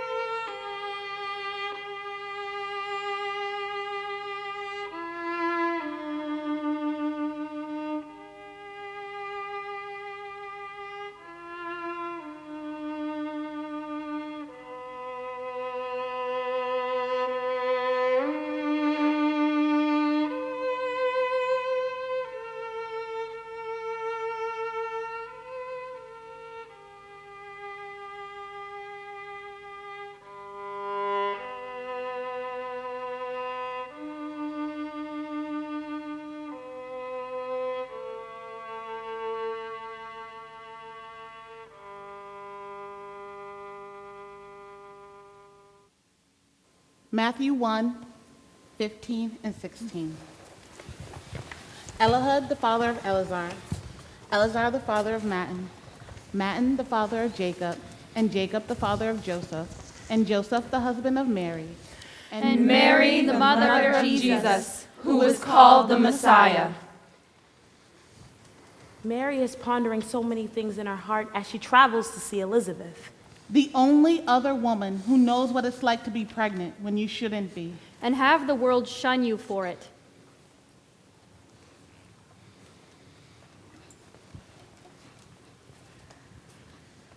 I'm going to tell you something I've never told anyone before. I didn't want this. I love children, don't get me wrong, but this, so late? Never did I expect, long after my time of bearing, long after giving up hope, long after making peace with being childless, that I would have a baby growing inside of my womb. Zechariah was so embarrassed. Here he was, a priest. The angel made him mute because he probably would have come up with some excuse why I was pregnant because he figured it wasn't him. And I hid. I hid away for months. It didn't make sense, this baby growing inside of me. The first time I felt happy was when Mary came to see me and stay with me. I actually felt the baby leap inside of my womb because he could feel my own spirits raise. I'm not saying I was suddenly okay with this whole arrangement. Sometimes, no matter how faithful you are, and no matter how willing you are to do whatever plan God has laid out for you, it's still hard to be happy about it. But at least I wasn't alone. Someone else was going through what I was going through, and we had a safe place to talk about it. We hadn't done anything wrong. But the world wouldn't see it that way. My parents would definitely not see it that way. How would we be written about later? What message would my story be used to spread? Just wait, they'll tell the barren women. Even Elizabeth got pregnant in her time. But I understand barren women. No one wants to hear that. And I hear you too, women who do not want to admit children were never a desire. You do not have to speak. I hear you. I hear you. I hear you. I hear you. That's why it's important to be part of the creation Of a safe place. We read the stories. We asked the questions and we found There were no answers, but instead, many stories. I remember as a little girl being told the story of Eve and being told I was going to suffer great pains in childbirth because of her. I remember thinking if God gave me a garden, I would do it right this time. I remember wondering why she would make all the women suffer for the future. I actually remember thinking of her as brave. I wonder why no one ever thought about things from her point of view. I've been in Eve's shoes many times, and many times I've been thankful that God sent his son. I'm sorry. What might have been different if Eve had been shown forgiveness? What would she have shared with us? Would her story end with, but anyways, thank goodness God loves me? Please forgive me. What might have we done if we heard her? I'd like to think I'd hug her. I'd like to think I'd smile and tell her my story so she'd know she wasn't alone. I'd like to think I'd be Jesus for her. I've heard you. We've heard you.